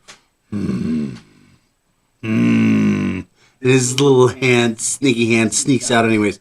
And he latches onto it before you can do anything. And he lights down on it. And because gold gelts long ago are no longer anyways gold. They have more of a steel with a gold implement anyways. He hears, and one of his teeth pops out anyways and falls to the floor. He goes, there's good teeth. No, very well. And before you can do anything anyways, it disappears in his hand. You do lose one gold gelt, but he has officially thinks anyways that your gelts are, in fact, You could teach all of the orcs this. That Gelt is just Necron teeth. Dude, how many trainers you can deal with all of a sudden? Okay, so real quick anyways, go ahead and roll anyways for perception, because you're on your way back to the ship. Let's see if you actually why hear not? this. No, why not? Yeah. Oh man, what's my perception? Am I good at that? I'm decent at that. Just kidding. 11. Now, you don't hear any of this and you just toot a lot. Good thought, but you just didn't hear it. No, he just looks over. He's going, "How is this going to be?" What you want? We got lots of stuff. We got big stuff. We got little stuff. Well, as you got can tiny see, stuff. I am a bigger person. So what do you have for bigger stuff? Ooh, we got the best hair squeaks on the planet. We got red. We got yellow. We got green. You look like a green man. Mm-hmm. I don't think it'll stick on very well. Ooh, the stick. It's sticking onto you anyways. And it just, and you hear it kind of like, and then it falls off. He kind of kicks it to the side. Maybe not that one. We also have the screeching. We have lots of screechings. And a screech pipe. How much for the squidge pipe? Screech pipe. 75 teeth. Okay, I'll actually take one of those. Okay. I was about to say, because the currency is going to be so much different for orcs. So, Not only that, we have, for you only, we have the best witch. And he looks around anyways as he says this, and he opens up this little cask anyways. Well, it's not little. I mean, it's long, but narrow. He opens it up anyways, and you can literally, as he opens it, hear this. Oh! And as he's opening it anyways, the light shines in his face, and he holds out. It looks like this solid gold wrench. And he goes, The best witch. it even says, the best wrench. The best wrench. Ah, the best witch. We only let this go for 2,000 teeth. And immediately, as he sees anyways, he looks over anyways. The towel slowly roaches up, and you can see his eyes peering. Shut it. Oh.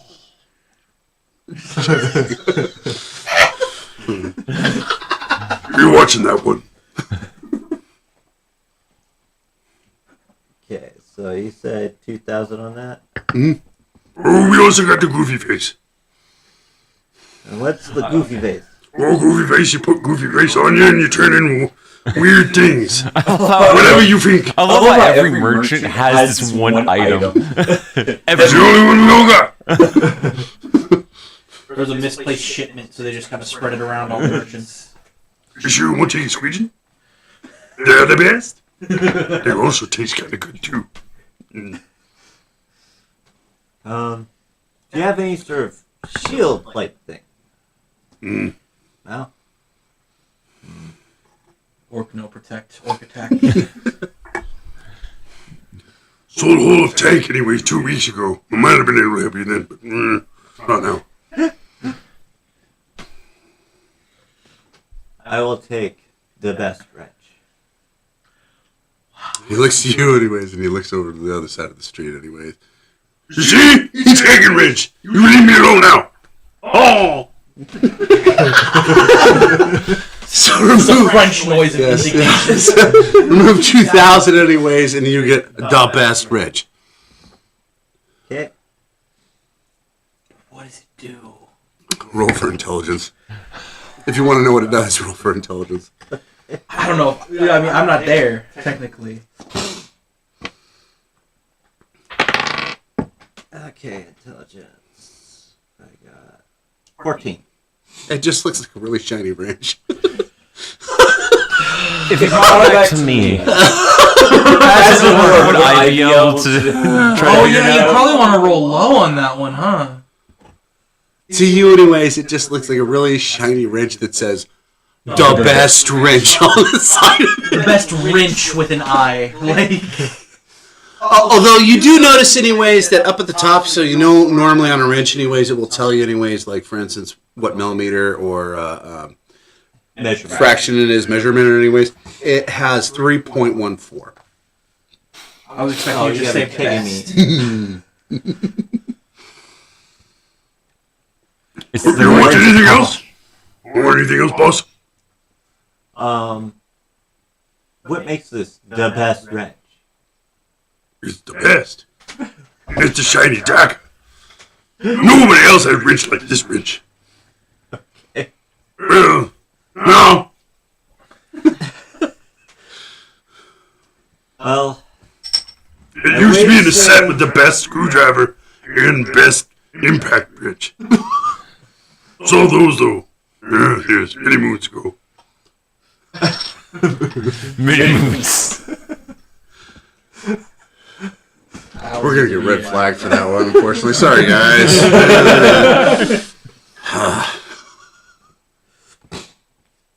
well, I would say it's a pleasure, but I'm not sure you know what that would mean. So, bye. And he gives you a weird look like he might know what you're talking about.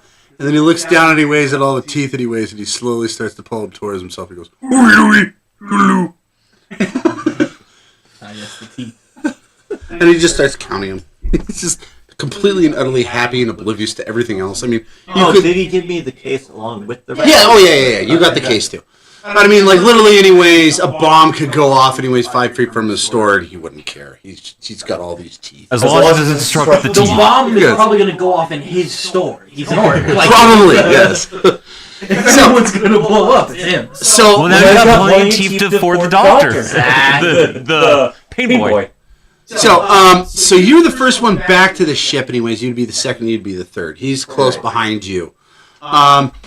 Do you make any stops, anyways? So you get to the ship, anyways. The description is exactly the same as it was, anyways, when I talked to Kyle. But at the same time, anyways, the guy, anyways, that you know of as Phil. He is, yes. Phil is the harbor master, anyways, for the Nautilus. He is the merchant guy. No. You shouldn't know that information, by the way. I should have put Phil on this. Damn it. Oh, anyway.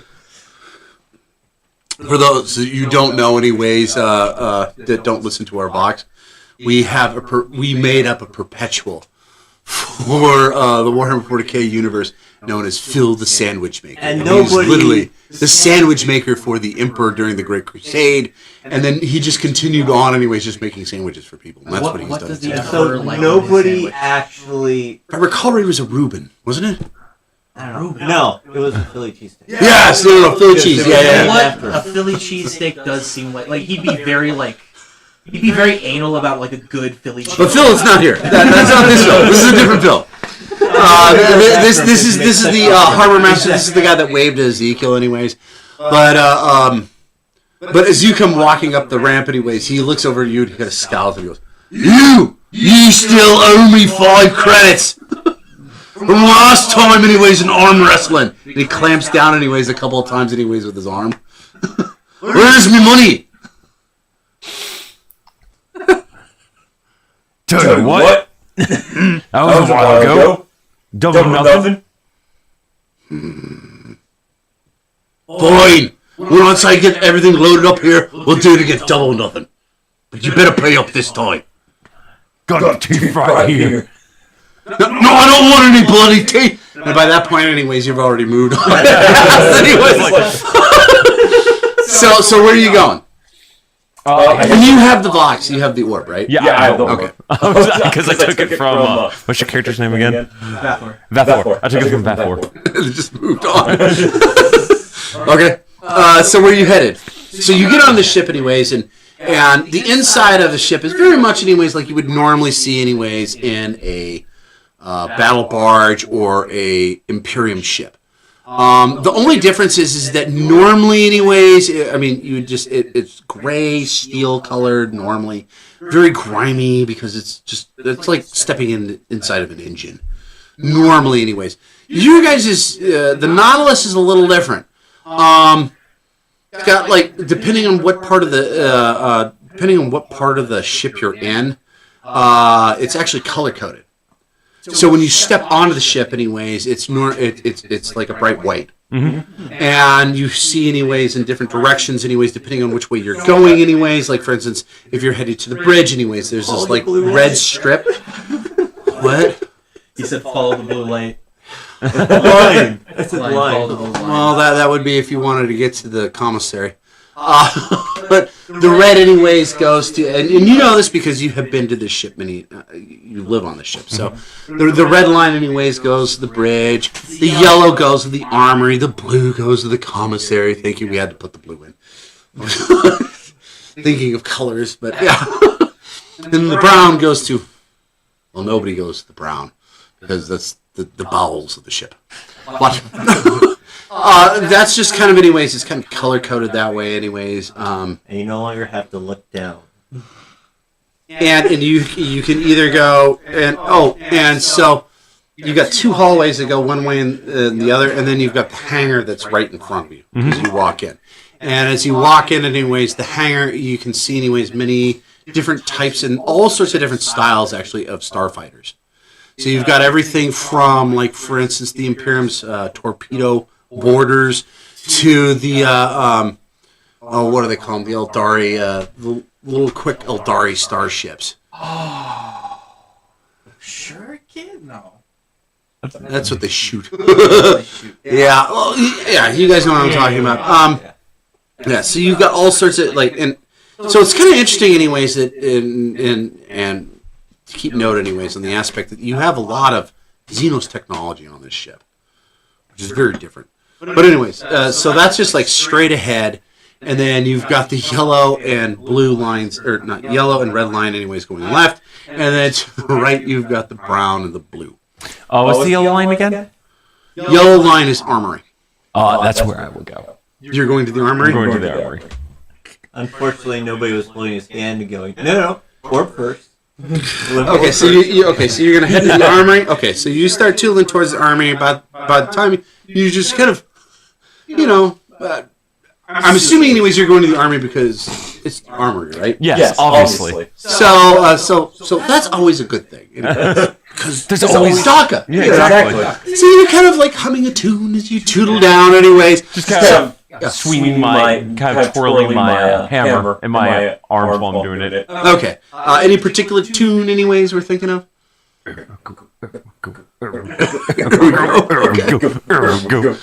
It's the extents of wonderful the YouTube music for an orc. So at that point, anyways, Ezra, you're going to show up. Phil sees you, anyways, and he looks at you, anyways, and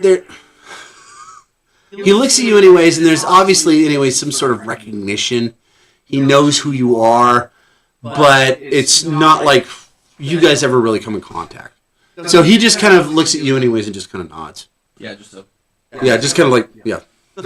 I know you. You don't need to sign on to the ship. Yeah. You know, yeah, kind of like, yeah. Let's just skip the formality. Yeah, exactly.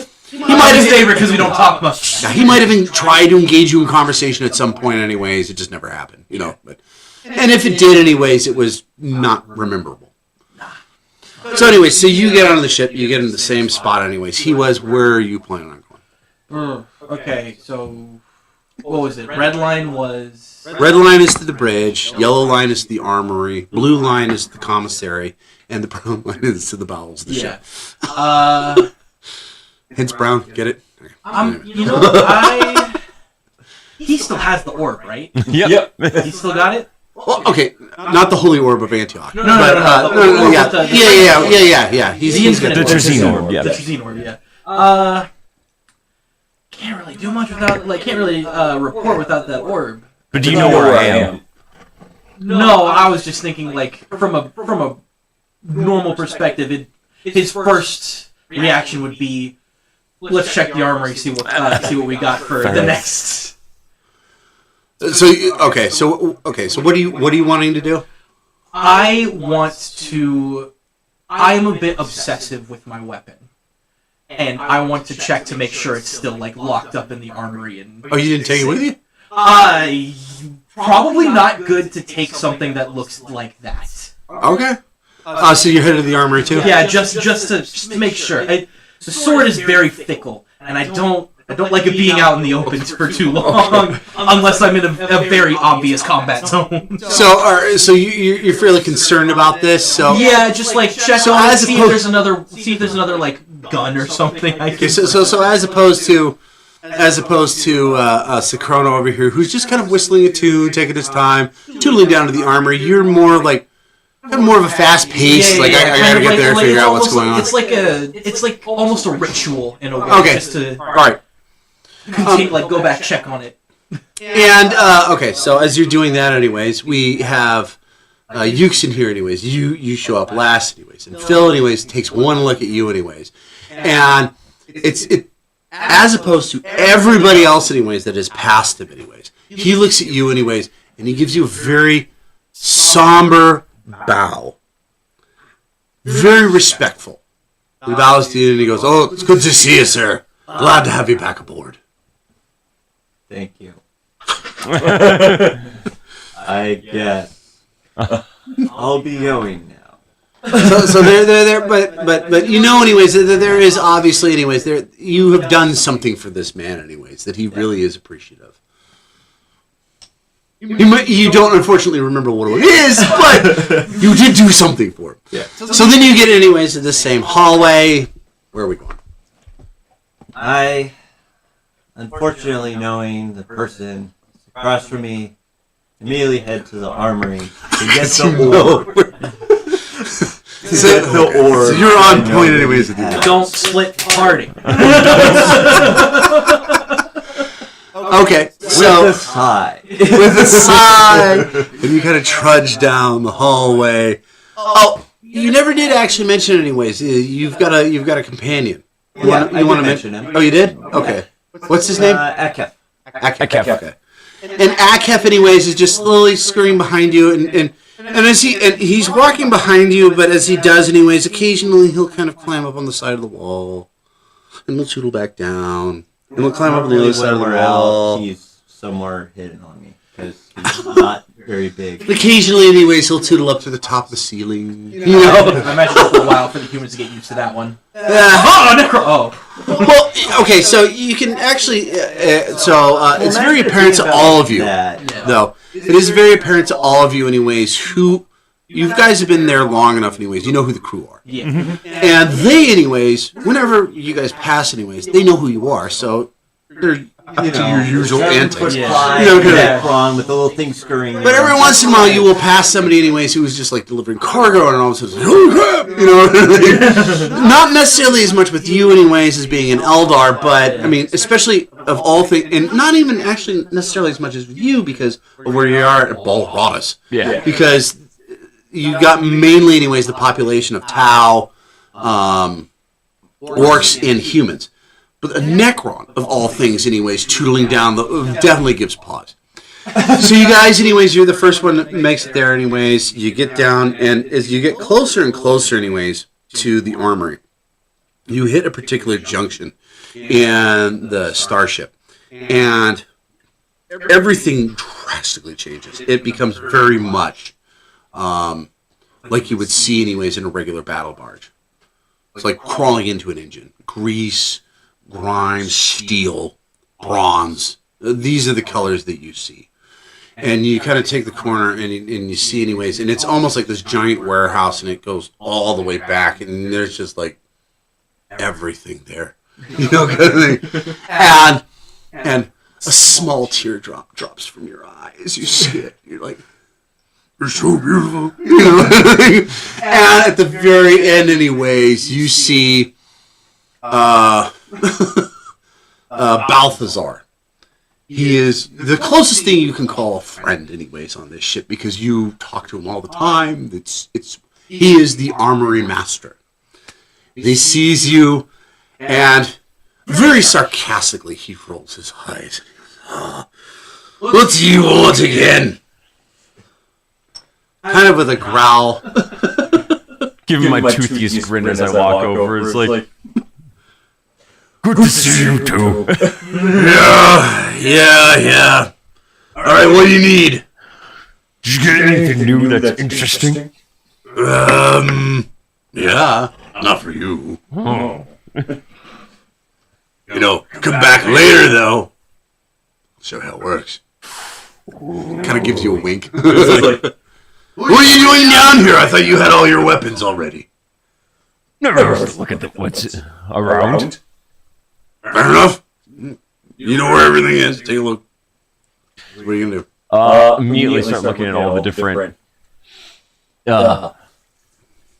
I'm assuming Your eyes are like shining cold as you're looking at all the DACA. First, I kind of decide. First, I look at all the DACA. Then I look at all the chocolates. And then I.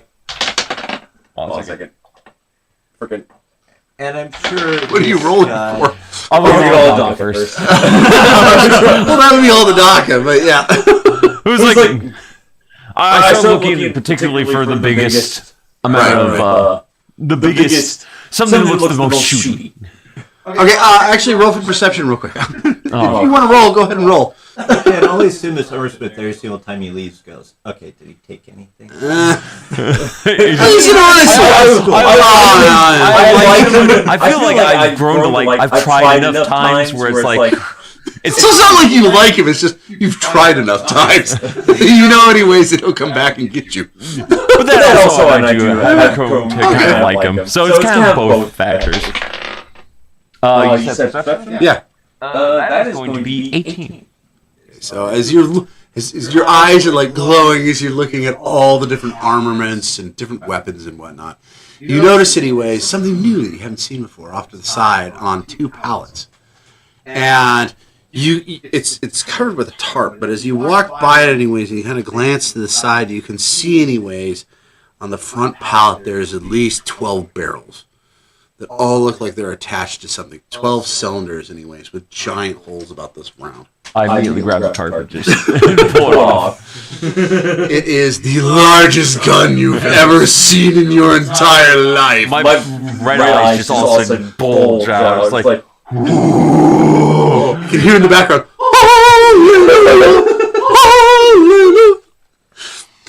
And you can hear and as soon as you pull the tarp off, you hear the armor say, "Hey, no touching! I told you I'd tell you how it works later. Put it back. Put the tarp back." Give him this scowl. Okay. About that point, anyways, you show up very briskly, anyways, and you immediately march to, obviously, anyways, the armor smith. Yeah. Or armory dude, Yeah. whatever the hell they call him. Gunsmith? I know. The guy who watches the guns. Commissary. No, he's the guy who gives you food. Yeah, true. I guess it'd be the The gun commissary. not the the gun commissary. No, would it be the requisition officer or something? No.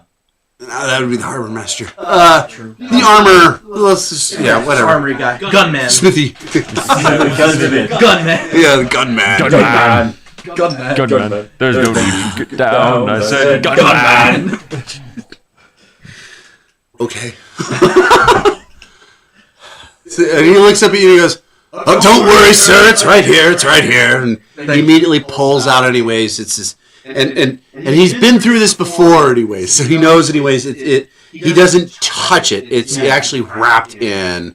Yeah. And some sort of linen or silk or whatever you've given him, anyways. And he very gently, anyways, picks it up. I mean, he may not like you. It's obvious he doesn't like you, but he does, anyways, love weapons. So this is something he does get about you. Yeah. So picking up very reverently, anyways, he holds it up for you, anyways. And Yeah, and I'll just gently take it. Just like, not even unwrap it from the cloth. Just kind of hold it, make sure it's still attuned, make sure I can still just.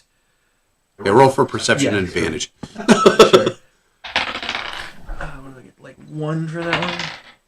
Oh god. Knows nothing. Nothing. That's wisdom. So like 12. 12. Yeah, I know. I did not roll great.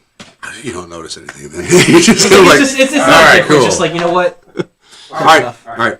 Close enough. I'll just like, thank you. I appreciate your delicate touch in this matter, and then gently give the sword back. Oh, you can give it back to him? No, I shouldn't actually. I just realized. I'll take it. I'll just keep it wrapped and like take it. Okay. He kind of looks at you, and that though does kind of raise an eyebrow. And he's like, "You're not giving it back?" I believe we may be in a space where I will require it very soon. Kind of gives you an interesting eye. And he goes, "All right." By that point, anyways, our Necron boy shows up.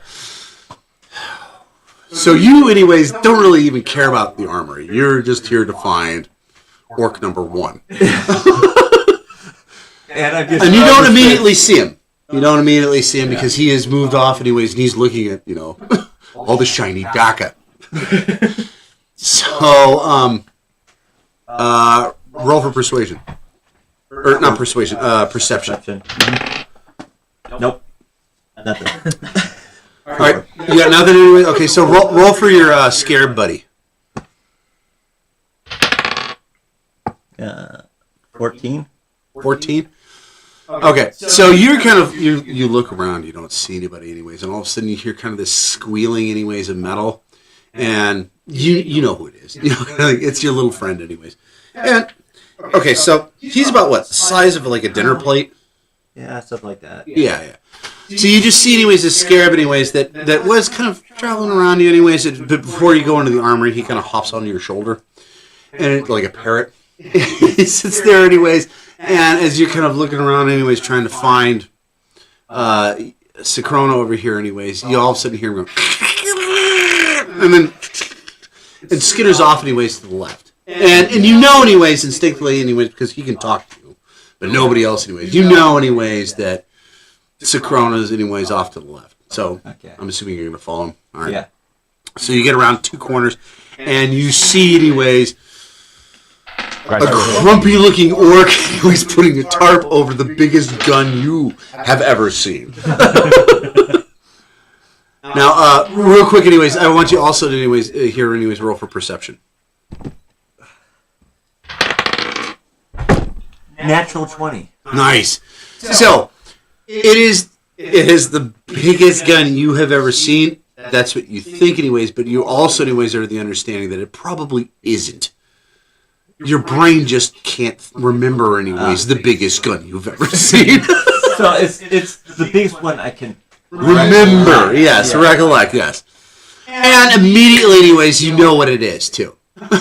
Okay. It's a Mark F5 12-barreled repeater 750 milliliter ballistic rounded anti-cannon. Okay. Or anti-artillery, sorry. Okay. You gonna write that down? Because I will never remember it.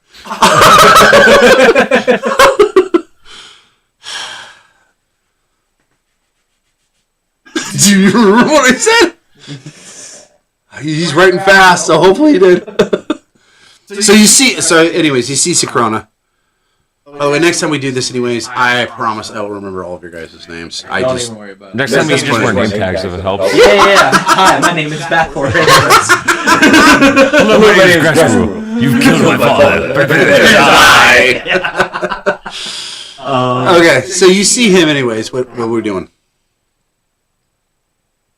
First of all, when I was walking by the armor smith, I'm just like, I'm coming to get you know who. I keep walking. He kind of looks up, kind of barely recognizes you, but he's Understands. It's like, okay, you know, kind of like, not quite understanding what's going on. You, it's very apparent anyways, you don't come down here very often. As opposed to ammo junkie number 1 and Chainsword junkie. and the guy anyways who's obsessed with his blade. Oh, it's a chainsword? I think so. Never mentioned that. Chainsword. No, it's a witchblade, isn't it? No, you're right. It's Witchblade. I'm dumb. Yeah. I just have a general. I'm just a chainsaw I junkie did myself. Yeah, I didn't know that Eldari used chainswords. I know, right? I didn't know. Normally use the power blades. Scorpion biting blade, I believe. Yeah, there was like a. It's for the Scorpion S. They have Eldari chainswords. Anyways, Rogue Trader, so I was just we're table talking. Yeah, we're table talking. So, like I said, anyways, you don't come down here very often. Right. Not enough, anyways, to be recognizable. The only reason he recognizes you is because you've been on the ship for a while, and you're the only Necron on the ship. Right. So he's passed you in the commissary, going, robot, kind of thing. But yeah, so you immediately, anyways, tootle over, anyways, to Sacrona, and what are you gonna do? I put my hand on his shoulder and say, "The orb." What orb? The round thing that is in your other hand. Your other hand. He's still holding it. Oh, the rock! Why didn't you just say so? Thank you for being an orc, Sacrona. I appreciate that. I think we should take this to the person who needs it, yes? That is part of the job that leads to the fighting, yes? Oh! Ah! Right! So if I give this... Is to the boss... Well, he's not really a boss, but... to the... Maliki, for you anyways, is definitely a boss. Okay, fair enough.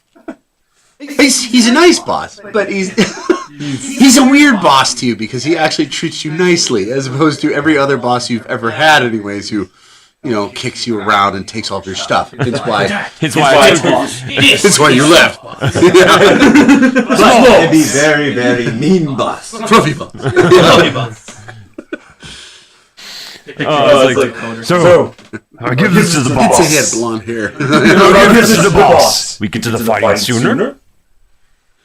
Yes.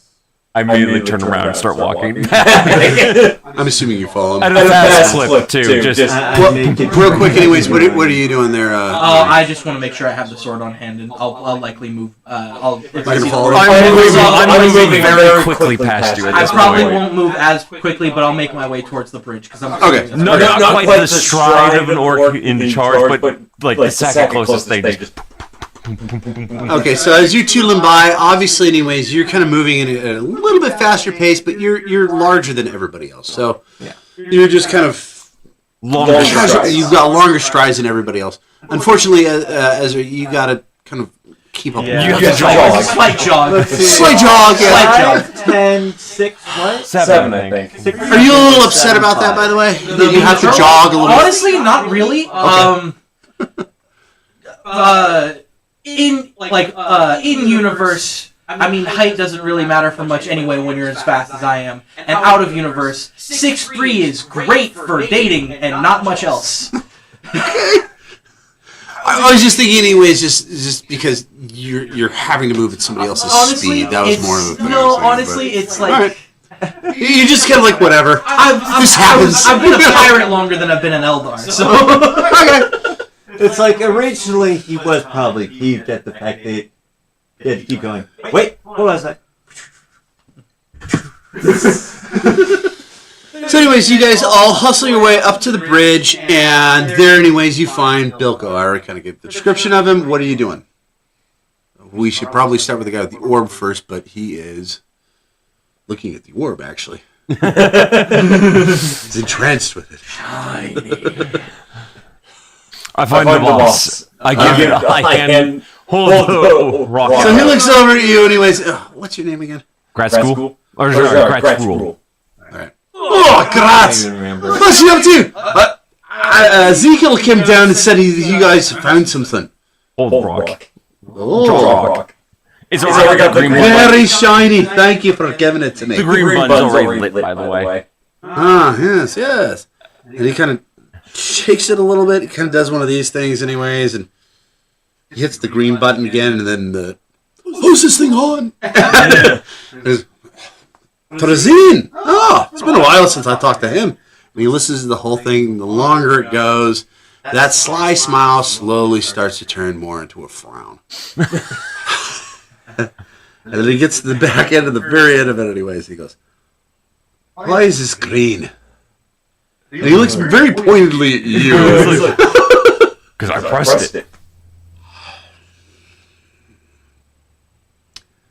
All right. Remember last time anyways that you pushed a button I told you not to? But you didn't tell me not to.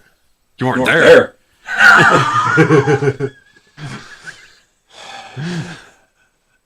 He calmly puts it in this hand, pulls his plasma pistol, and shoots you in the leg. Reholsters it anyways and goes, what have we learned? You'll wait until you give it to me, yes? Okay. We'll work on it. And get yourself over to the infirmary, alright? And then the commissary, they've got squig there. Fine roasted squig. You'd like it. By the way, I got a squig pipe for you later. Squig pipe? Yep. You got the squig pipe? Oh, all right. Well, as he's holding this orb anyways, he goes, well, wait half a second. Wait half a second. Meanwhile, I'm bleeding from my leg while I say, wait half a second. Sorry. You're an orc. Yeah, true. While you're talking to him anyways, within 5-10 minutes, it should, heal up. It's a las pistol. Oh, a plasma pistol. Oh, my bad. My bad. It would have been so much worse. If it was a plasma pistol, I made you roll damage. Yeah. If it was a plasma pistol, I mean, your leg would have been off. Yeah, my bad. I really meant las pistol. Oh, okay. So it's a flashlight. You click the flashlight. Yes, and as you and it so was smart. So it's just growling at you. It's like yeah. That's why you gave me that weird look. Okay, yeah, no. So this has happened many times before with you, anyways. Where you do something wrong, he shoots you with this las pistol, and then you kind of remember, kind of thing, to not do that again. I will say it was the nicest way I've seen someone be maimed. Yeah. That was kind of the thing I was thinking. But, yeah, I'm sorry, I really meant las pistol, not plasma pistol. We punch people with the plasma pistol. Sorry. Would you like to not have one anymore? Or a leg? Yeah. But anyways, so he kind of looks at you guys anyways, and he goes, you were there with him. Why the hell did you let him push the damn button? I was on the opposite side. Unfortunately, while holding the orb, He kind of frowns darkly at you, anyways, and he looks over at you. Unfortunately, while holding the orb and paying attention to the message, he was able to reach over before I could stop him.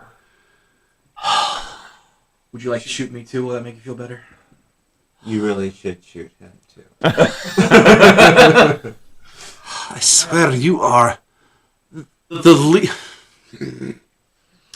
I warned him about Trevine. He hits a button anyways, and all of a sudden he hears her. Yes, Captain! He goes, Frank! Get the tethers ready. We're going back into space. Already? I haven't even gotten all this transcripts yet done. Apparently we're going to the Octarius sector. What? We're gonna die there! No, maybe. I don't know. We'll see. There's a lot of money in it. Oh. Well, alright. Sure about that. Click off the phone anyways. And he goes, okay. Okay. I want all three of you guys to head to the commissary. Alright? I want you to pick up at least 3 dogs. 5 dogs. And bring them back to my chambers anyway, so we can take a look anyways at the map, and eventually anyways we'll meet up with. That way anyways we'll have enough time anyways to go over what we're going to do, and then therefore we can meet up with this new fella. Alright? Mercenary that we're supposed to look up after, alright? Yeah.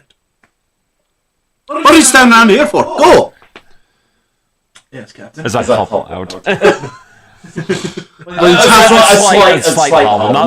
the time you get out of the bridge anyways, the hobble's not even there. You're just like, you know.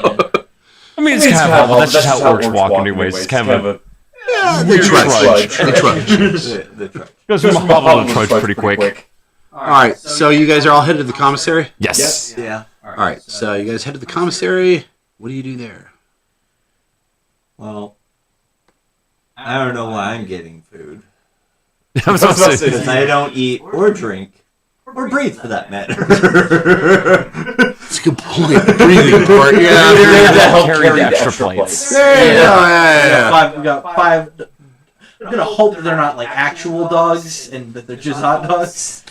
Oh, by the way.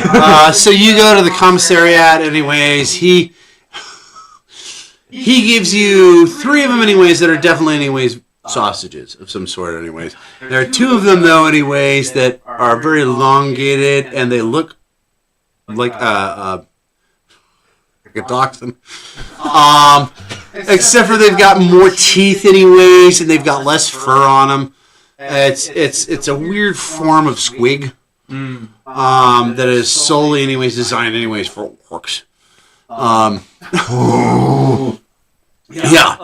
They're like incredibly spicy the way that they're prepared, but they're still a squig, and they're like bright red, slightly orange.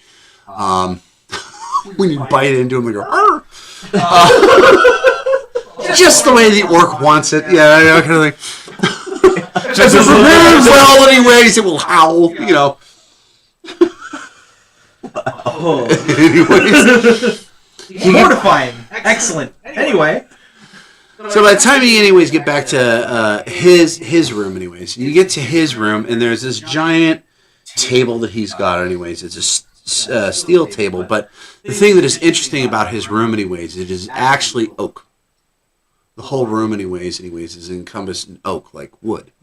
So it's got kind of this very earthy tone to it. He's got obviously anyways, his quarters are in the other room anyways, where he's got a bed and whatnot. But here anyways is kind of where he meets people. And by the time you guys get there anyways, you heard as you were coming back anyways, warning warp travel. And you kind of get super stoked because you're hoping for party time anyways. Gellerfield failure. Gellerfield failure, yeah. Which never has happened. Which never happens on the Nautilus, but he hopes for it. You know, the Huey Weird Boys are off the game today. And it is right before you go into warp anyways, and you hear Gellerfield at 100%. No! And so as you guys tootle in there, anyways, and it took you guys long enough to get there, and to get to where he was talking, or gets to the new place, and you see Maliki. He's sitting there, and he was talking to this very wiry Voton. Okay. He's got he's all covered in grease and oil. He looks kind of like a mechanic. He's got a big bushy beard that is also covered in oil, black, and he's got one lone spike, anyways, mohawk, anyways, that runs up the top of his head. Big bulbous nose. He's got red eyes, and he just does not look happy at the world. And as you something that's regular or just you've never met this person in your entire life of 65 million years, and or so you think. So you recall. Yeah, so you recall. Who knows for sure? And Bilko looks at you guys and goes, "Oh, well, here we actually caught him in transit. We've got Drak Alkaid, our cool." Trazine's boy. Okay. Now, you must not have heard anyways. We came out to warp. We heard a stress signal anyways, and he showed up here. This guy is connected to Trazine. And as you say that anyways, this wiry Voton turns around with this wide-eyed look in his face like, "What? You think anyways that I'm not attracted to Trazine? Of course I am! I'm the one that found the damn thing he's looking for." Does he have any scarabs in his head?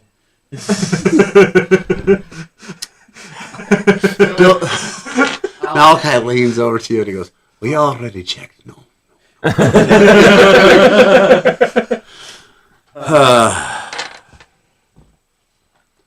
Anyways, you guys are looking for... What was it you're looking for again? The song. Entropy. Right. Yeah. Alright, now I've got a way you guys can do that. Now remember, I get my cut. 1/4. 1/4 of the fee. Anybody got a problem with that? Fair day's work, fair day's pay. Up to the boss. No, okay. Oh, no, we don't have a problem with that. Oh, no. No.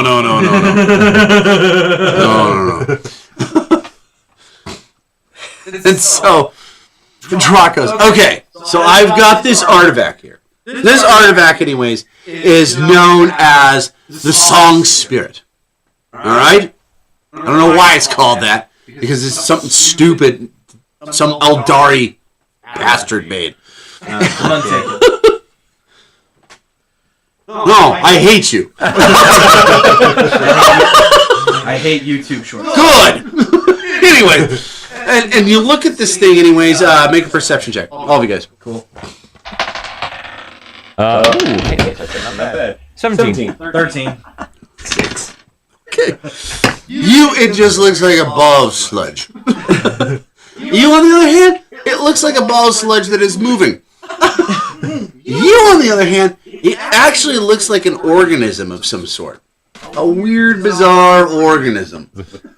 How is he come up with organism, man? That's Twigs. it's just unfortunate. Looks like mini squigs. Are you going to poke it? No, I'm pointing. Oh, okay. Looks like you could. I mean... Is it So alive? and then one of us slaps him. And he kind of looks at it and he goes, and the Voton looks at it and he goes, maybe? Kind of holds out a little bit farther towards you. Really hope. Roll an intelligence check. Oh no. Oh god. Hold on. Wait, Intelligence. Uh-oh. Oh no. You're an orc. I know, that's the one that got the... And then you roll a nat 20. No, it's worse than that. I got a 1. I got a modified 1. That's on a 6. So he kind of grins and he goes, "Is it?" And he pulls it towards you anyways. And the only thing you can possibly think of is like, I need to poke that. It's like, I don't even poke it. I just go grab. So you go to grab this thing anyways, and it went from a ball, it kind of was moving, to immediately flipping around and, and latching onto your hand. And it's, I mean, you're an orc, so you just kind of like, yeah, that's kind of cool, you know, kind of. And then you start to feel it anyways, like it's got teeth anyways, and it's like slowly starting to eat your hand. See, this is why we let him touch things. You wait about 5 seconds because it's interesting, right? Because you're like, wow, that's interesting. And then the pain hits. So what are you going to do? I'm going to try to use my other hand to pull it off. Actually, Okay, I need a strength check. hey, that's something. You should be good at that. I can do that. That is a natural 20. Okay. Of course. You grab this thing and literally rip it like this anyways, but when you do anyways, 2 of your fingers come off with it. And it sticks to the wall like a Nerf thing. It's like, whoosh. And I hand the thing back to this guy, and then I try to... I mean, you obviously look at your fingers anyway, slightly confused. You take 2 points of damage. I mean, Oh, no. But I mean, you're an orc. To sew on his fingers again. It's like, Yeah, someone needs to find his fingers. I use my hammer to just knock the fingers off the ceiling. And Bilko kind of looks like, oh, it's okay, it's okay, it's okay. Come here. And you put his hand up there anyways, and he none too gently goes.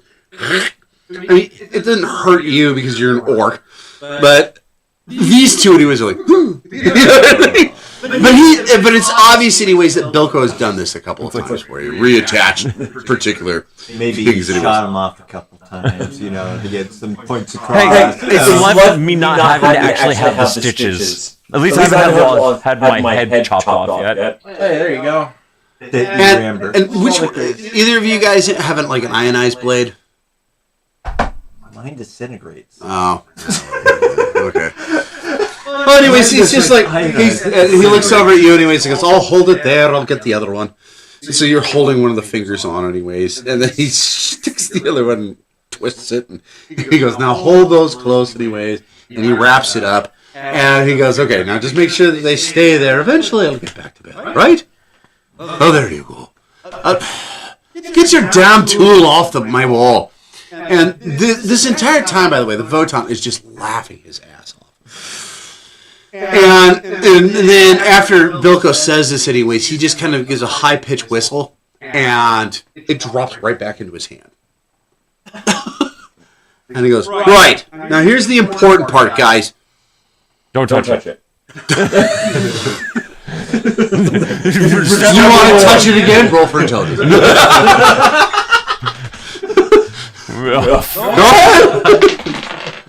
Are you kidding me?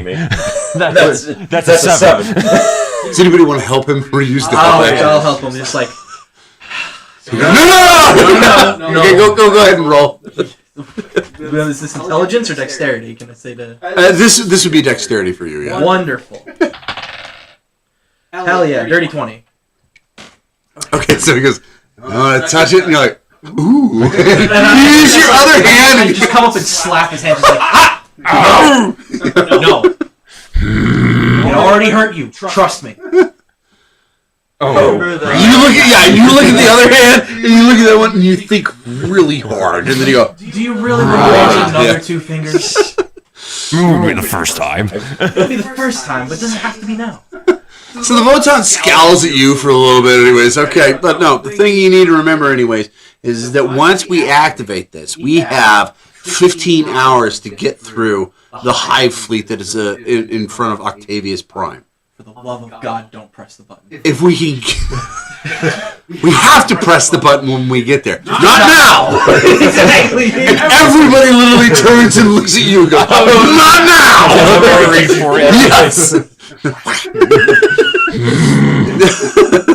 Not now, but when we end up in Tyranid space, once we activate this, we have 15 hours to get to Octarius Prime. Get in, get out with the artifact, and then get away. After 15 hours, this thing will decay and die, and then all the Tyranids will know that we're here. The interesting part about this artifact here is the fact, anyways, that once we activate it,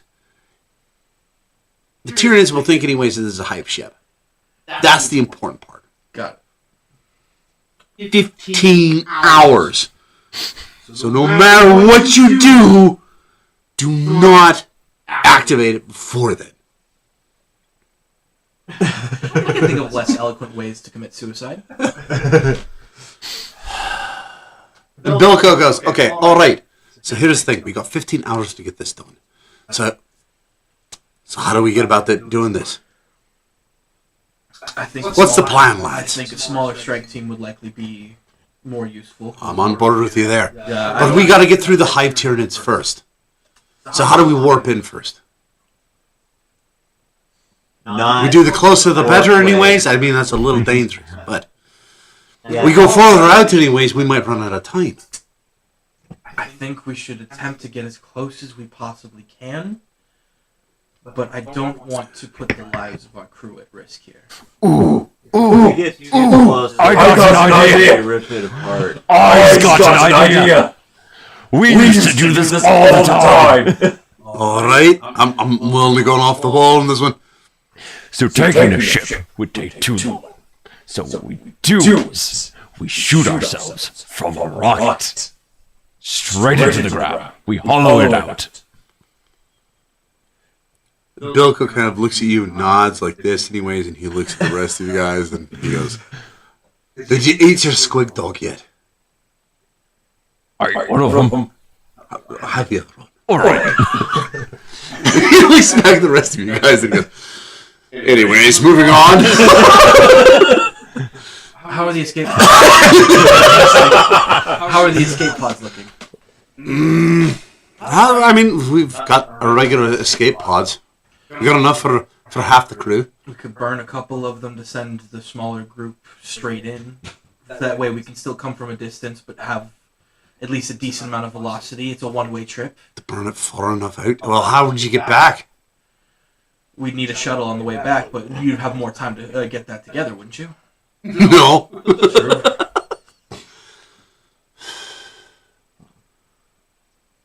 Well, if we're already putting our lives on the line, Here, let me go ahead and plug this in. He taps in something anyways on his giant table. yeah. And it pops up anyways, and you can see the Octarius system. And Primus is like smack dab right in the middle of it. And you see a bunch of like purple off to one side of it, and you see a bunch of yellow off to the other side. He goes, all right, here's the problem. If we come in on this side anyways, we should have enough time. Anyways, if we come through the Hive fleet anyways, we have enough time to get there. It's getting out that's the problem. Because coming back through anyways, we'll run out of time about halfway through the Hive fleet. You know, we'll never survive getting out. So it would make more sense anyways that we get in and then we move out through the orc side of it. No. That's the problem. You're moving through orcs. No offense. To be honest, by the way their ship looks, The Voton, by the way, gives you a horrible grin and goes, you should totally take offense. He's just an asshole. Anyways. He's just here to hate, and you know what? I respect that. You know, if we add some stuff to the outside of the outside of the ship already looks like, let's face it, it isn't the most sleek, imperial-looking ship out there. It doesn't look imperial, but it looks pretty damn sleek. We attach some Looks like a dragonfly. crappy Scrap to the outside of it. You're looking over here at the orc, and he was like, help me out. And he's like, perfect orc response. Gubbins. That's the word. Gubbins. To the outside Gubbins, of it. okay. Just wrap the damn thing in aluminum foil. Grab some. It's painted in red. It says "bang."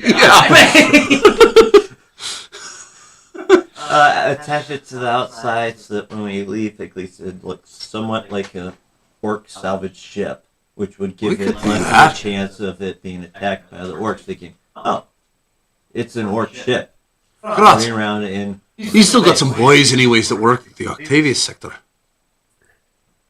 There may be some, yes. You remember, anyways, what their names are? The only one I can remember, unfortunately, is... Actually, I need you to roll for intelligence. intelligence. Oh, no. Or history. History, actually. History would work. History? Actually, I want you to pause that for a second, because for the love of God. Go for it. I'll be right back. Unfortunately, the DM's got to take a break. Oh, that's still bad. I mean, I've got... It's worse than my intelligence roll. So I'm really glad I rolled high. This is going to be bad.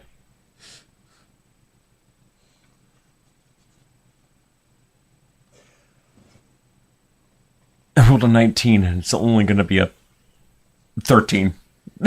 I got a -6 in history. You have a -6 in history? Yes, I got a -6 in history. Holy I am an orc. What do you expect? Yeah, no, that makes sense. My intelligence is 1. God. Wait, you actually have intelligence? No, it's a 1, which literal means it's one. -5. Oh, okay. Plus, I got a negative in history, so it's -6.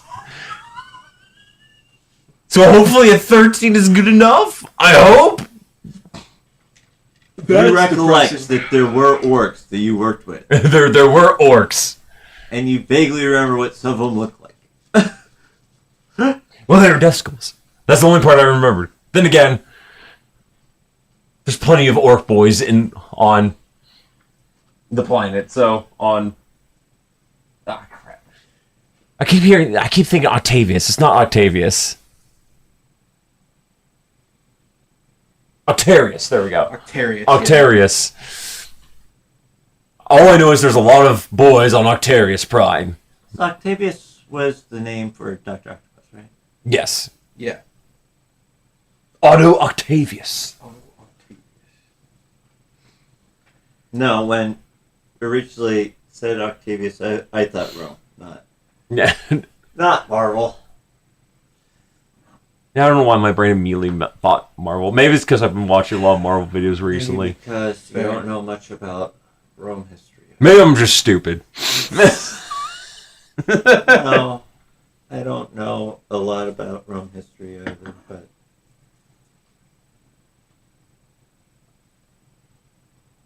Oh, for everyone who's watching the stream, thank you so much. You should hit that like button. You should hit that like button. And you should check out both Tales of Ashraka and Yuxin's. Yes, my channel. Your Yuxin. channel, yeah. Yuxin. Check out Yuxin. Yuxin. Has he posted anything? No, we should check it out I have anyways. the playlist. Give him though, a but we've give him got- a pity subscribe real quick. What I meant was check out Sacrona Yes, please do. I play games. and other things Yeah. like skits and paints, miniatures. I should really continue painting my orcs. I really need to do that. It's like the only time I paint my orcs is during the times where I'm actually streaming. What it means is that it's big and awesome and big. What's big and awesome and big? What we're talking about. Sorry, just something in chat that's going on. Yeah, I assumed that.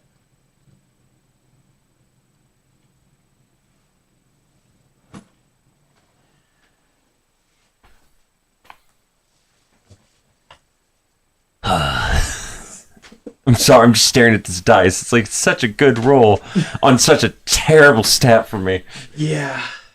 I mean, I guess while we're waiting, we can show off the lovely miniatures that Zekthar painted for us. Oh yeah. True. This is my orc in mega armor. This is the smallest of the group by Eldari Corsair. And this is my Necron with a very magnified version of his scarab. Yeah, I was think about it's to supposed say- to be the size of a dinner plate. That's a little bigger than a dinner A plate. little bit bigger than a dinner plate, but Looks like it's about the size of my guy. Something. We do what we must because we can. You have not checked this in like an hour. Though, okay, to be fair, Rasuki, the last message I got was from Kyle. So... Oh. I got it. We're good. We're good. All right. All right. So where are we at? 13. He has a -6 on history checks. He rolled a 19. He rolled a 19. I almost wish you stuck with the intelligence. Then it would have been a 14. You vaguely remember, anyways, a few of your friends from back in the day, vaguely, saying something about fighting Tyranids. But you remember that, but you're still like, oh, this must be the place because this is the only place that you know of like, with Tyranids. I think the boys are there. Okay. I can't be 100% certain, but It's the only place I can think of where... there's a lot of Tyranids and orcs fighting. We just Alright. need to grab scrap and junk and put it on the side of the ship and rate things and have him rate stuff on it. Stuff. Like Bang or Daka or... We don't write words, you get? Simple. We use the proper language. I think I'm going here with the Necron. You got any other 2 cents you want to add in here? Oh man, I'm afraid that this bar of intelligence is far below my own. I'm not disagreeing with you. I'm just saying, we don't use your language. We use proper. No, I will never. That's not what I'm saying. I'm saying I will- anyways that what you do Yeah. is on the Necron side. I will never ever say this again, and you can call me on this. All right. Might have to trust the orc to make the ship look orky enough for us to get through. I'll totally actually connect with an orc. All right, I'll go with it. And he kind of grins anyways and kind of nods at you guys and he goes, all right, we should be entering Octaria space here very soon. So I want you all to get to the bridge along with, if you could show the Mr. Voton fella anyways with you. Okay. And his weird artifact. I got to get the rest of the ship prepared. So you guys go, I'm assuming go do that. You guys get to the bridge. Soon as you and you can hear the navigator, just like the echoing words from the navigator. Now entering real space. Ding. And thank you for flying Nautilus Airlines. Yes, yes. Trusting in 4 or 5 or 7, 5. What happened to 6? Just kidding. Have a nice day. Maybe she's gone from suck to blow. Yeah. But as you guys suck. Sorry. Anyways, as you guys enter real space, the first thing you guys, like I said, anyways, the thing that's cool about this bridge is that you can literally see like almost like a 360 degrees out into space, which I mean normally wouldn't be cool if you're not around anything because it's space. Other than the fact, anyways, you see all the stars and whatnot. But if you're close to anything, anyways, you can definitely see it. And not only that, but immediately when you come into space, things start being all over this giant glass sphere. Sphere. And it's literally, anyways, it is like this giant hollow screen, which is kind of interesting about this giant piece of glass. So, and it comes right back anyways to the navigator, and all of a sudden you just see all these like red dots all over the place, just like surrounds you guys. And huh? yes, and or are they also orcs over there? It's like- right? no, it's just Tyranids. Tyranids. You guys did what you suggested anyways, and you guys dropped into the back end anyways of the hive fleet. Because you're going to use the song, not the song entry, but this artifact, Right. and Singing stone. Whatever that yeah, called. and so you can get through them. But you guys dropped in really close, and you just see all these different like Tyranids things. And the navigator, anyways, he kind of goes a little bit pale, and he goes, "There are 500,000 Tyranids in the near vicinity, and they have all turned to look at us." And the Voton kind of grins at you. He's the guy that anyways, he can kind of pick on. He goes, "Should I activate the ornament or the artifact?" You can activate it, and he holds it up to you, anyways. Do I need to make another intelligence roll? Yes, you do. Damn it. Eventually, you'll roll a good one. No, today is not that day. Oh, 5. okay. Is Bilko just gonna shoot him then? No. Bilko is doing something else. He's not with you guys right now. Oh, can I just punch him then? You're gonna punch an orc? Yes, I'm gonna punch an orc. Ironically, he's the only guy that probably could punch an orc anyways, and the orc would be going, "What the hell was that?" But, are you really going to punch an orc? Yes, I'm really gonna punch him. Okay. I did not see this turn of events taking place, but okay. Roll for dexterity. Roll for strength or dexterity against his dexterity. He probably wins. 22. Yeah, I got. Sorry, no, 21. I got 6. So yeah. But either way, it's gonna. So he starts to go to reach for it anyways, and you go to full on punch him, and he just My hand immediately goes from that to grabbing yours. Yeah. Like, and grabs it hard anyways, and starts to like crunch it. Okay. What are we doing? I'll look at the dwarf and say, "Please take the thing away." The Voton. Yeah. He's a Voton. Yeah. Please take the thing away. And And- he kind of is like giving you an evil grin anyways. He goes, Don't make me hit you. roll persuasion. Persuasion or intimidation? Intimidation would work too. Yeah. Intimidation would be good. This is intimidation. This isn't persuasion. Let's see. 19 plus intimidation uses... Charisma. Yeah. So, 20. So he kind of looks at you and he goes, "Aw," kind of puts it down like this. Unfortunately, anyways, you still pissed off the orc. And he's looking at you anyways, and he's like slowly crunching your arm and just growling at you. Okay, so you have kind of technically the initiative. What are you going to do? Rip his arm off! that's the immediate thought, but no.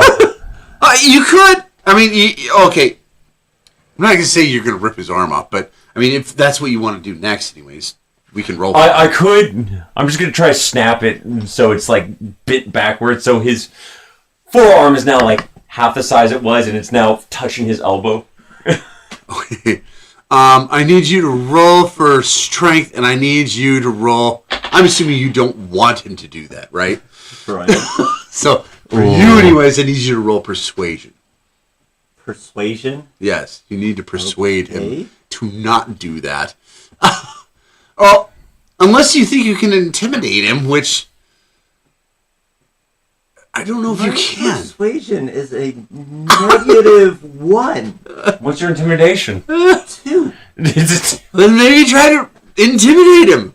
Okay? So, well, it changes anyways the way that you're going to react to him.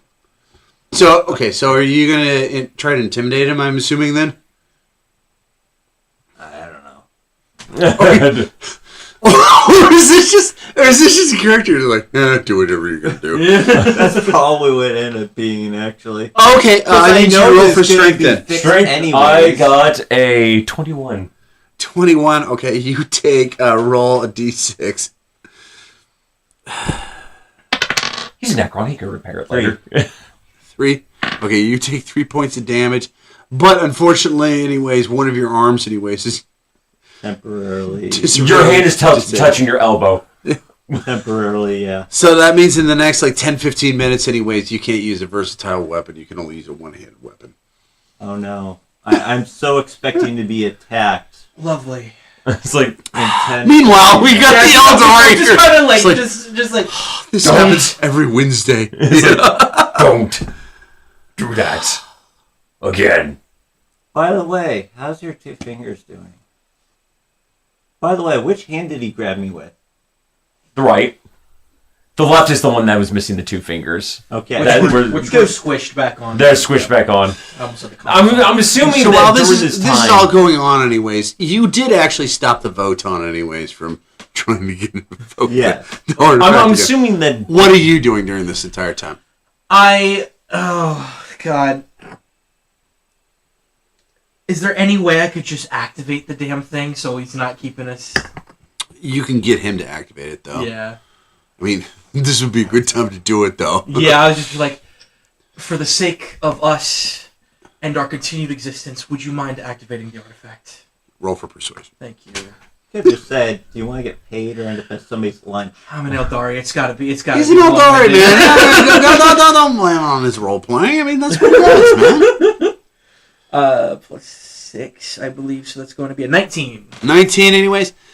So, I still say anyways, but that's one of the 9 of the things, anyways, people complain about, anyways, on our website or on our YouTube channel. It's either one thing or another. It's either the audio or I say anyways too many times. That's the other thing. Anyways, that's what I think about that. That should be your first. The Voton, anyways, Drock, anyways, he kind of rolls his eyes and goes, fine. And you guys all kind of jump for half a second. And he literally takes it in his hand and he crushes it. And you hear this. And then he lets go like this, anyways. And this giant pinkish, purplish slime, anyways, just like hits the top of the wall of the Nautilus, and it just starts to spread.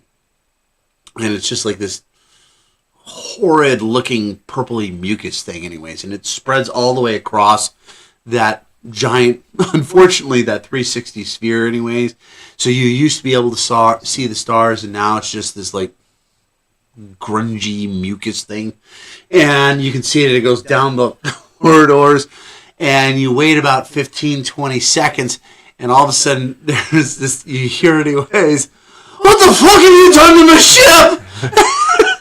Dear Isha, that thing was actually alive.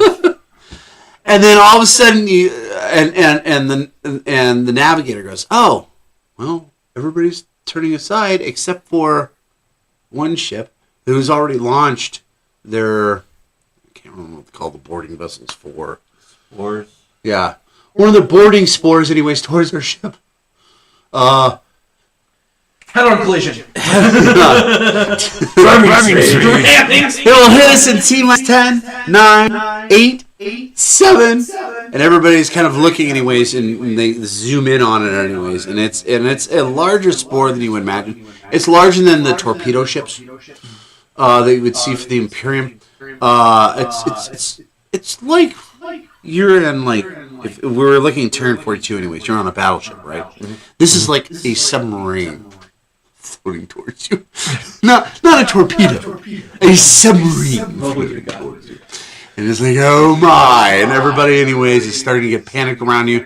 The klaxon alarms, anyways, are ringing. And you finally hear, anyways, the navigator go, 3, 2, 1, impact. And the whole ship, anyways, starts to shimmy and sway as you hear, anyways, and the crashing sound. And the alarms start to go off. And that, unfortunately, is where we're going to end the session for this week. For those listening, anyways, thank you for being here. Join us next month, anyways, for the exciting conclusion of this. Well, not the conclusion, but the conclusion of the... We're certainly going to have to deal with that boarding vessel. The boarding vessel. There we go. We got the conclusion of something. Real quick, anyways, a couple shout outs and thanks, anyways. First off, anyways, for my girls, anyways, hopefully you guys got a hold of the channel. Did they say hi at all on the chat? No. Oh. Well, you should have. But hi, girls. Also, my wife, anyways, for letting me actually drive all the way down here, anyways, to do this with you guys. But most importantly, also, thank you, Yuxin, anyways, who's the guy that does the channel with me. Ezra, thank you for being down here. Kyle, who can't hear because he's at a work meeting now. Yes, that's why he can finish the rest of it off with us. We will work with that. But most importantly, anyways, Sacrona over here, anyways, he's the one that actually set up all the cameras. He is our producer for all this. So much thanks to you, Mr. Sacrona. If there's any echoes in the audio, I apologize. It was kind of short notice. Hopefully, next time we'll get it a little better adjusted. Well, not only that, but we'll kind of be doing what we're doing anyways. We ran a few hiccups here anyways. That's why we're also a little late. But, yes, next time anyways we will be doing this is at the end of next month. May. On Monday, like we did this time. And for those of you anyways that miss this one anyways, you can obviously anyways watch the live stream on YouTube. But we will also be having a video anyways that will be an edited version Saturday. As well as being able to producing this for the podcast. But until then anyways, good of all of you guys anyways to be here anyways. Let's go ahead and send you off. Thank you anyways for being here. Thank you. I appreciate it. And let's go ahead and send you off anyways with the intro video that we already had because it's the only animation that I have. So here we go. How do we do this again, Mr. Producer? We hit this button, right? You just go down there. Goodbye, everyone. Later. Well, your brother's in arms now. On his shoulders you pull. All humanity for paid in full. Well, humanity's finest. Young Imperium son. Show them all where the line is. Now until the day is won. Hold your head up now, soldier. Till your role's fulfilled. Keep our enemy back no matter how much blood is spilled.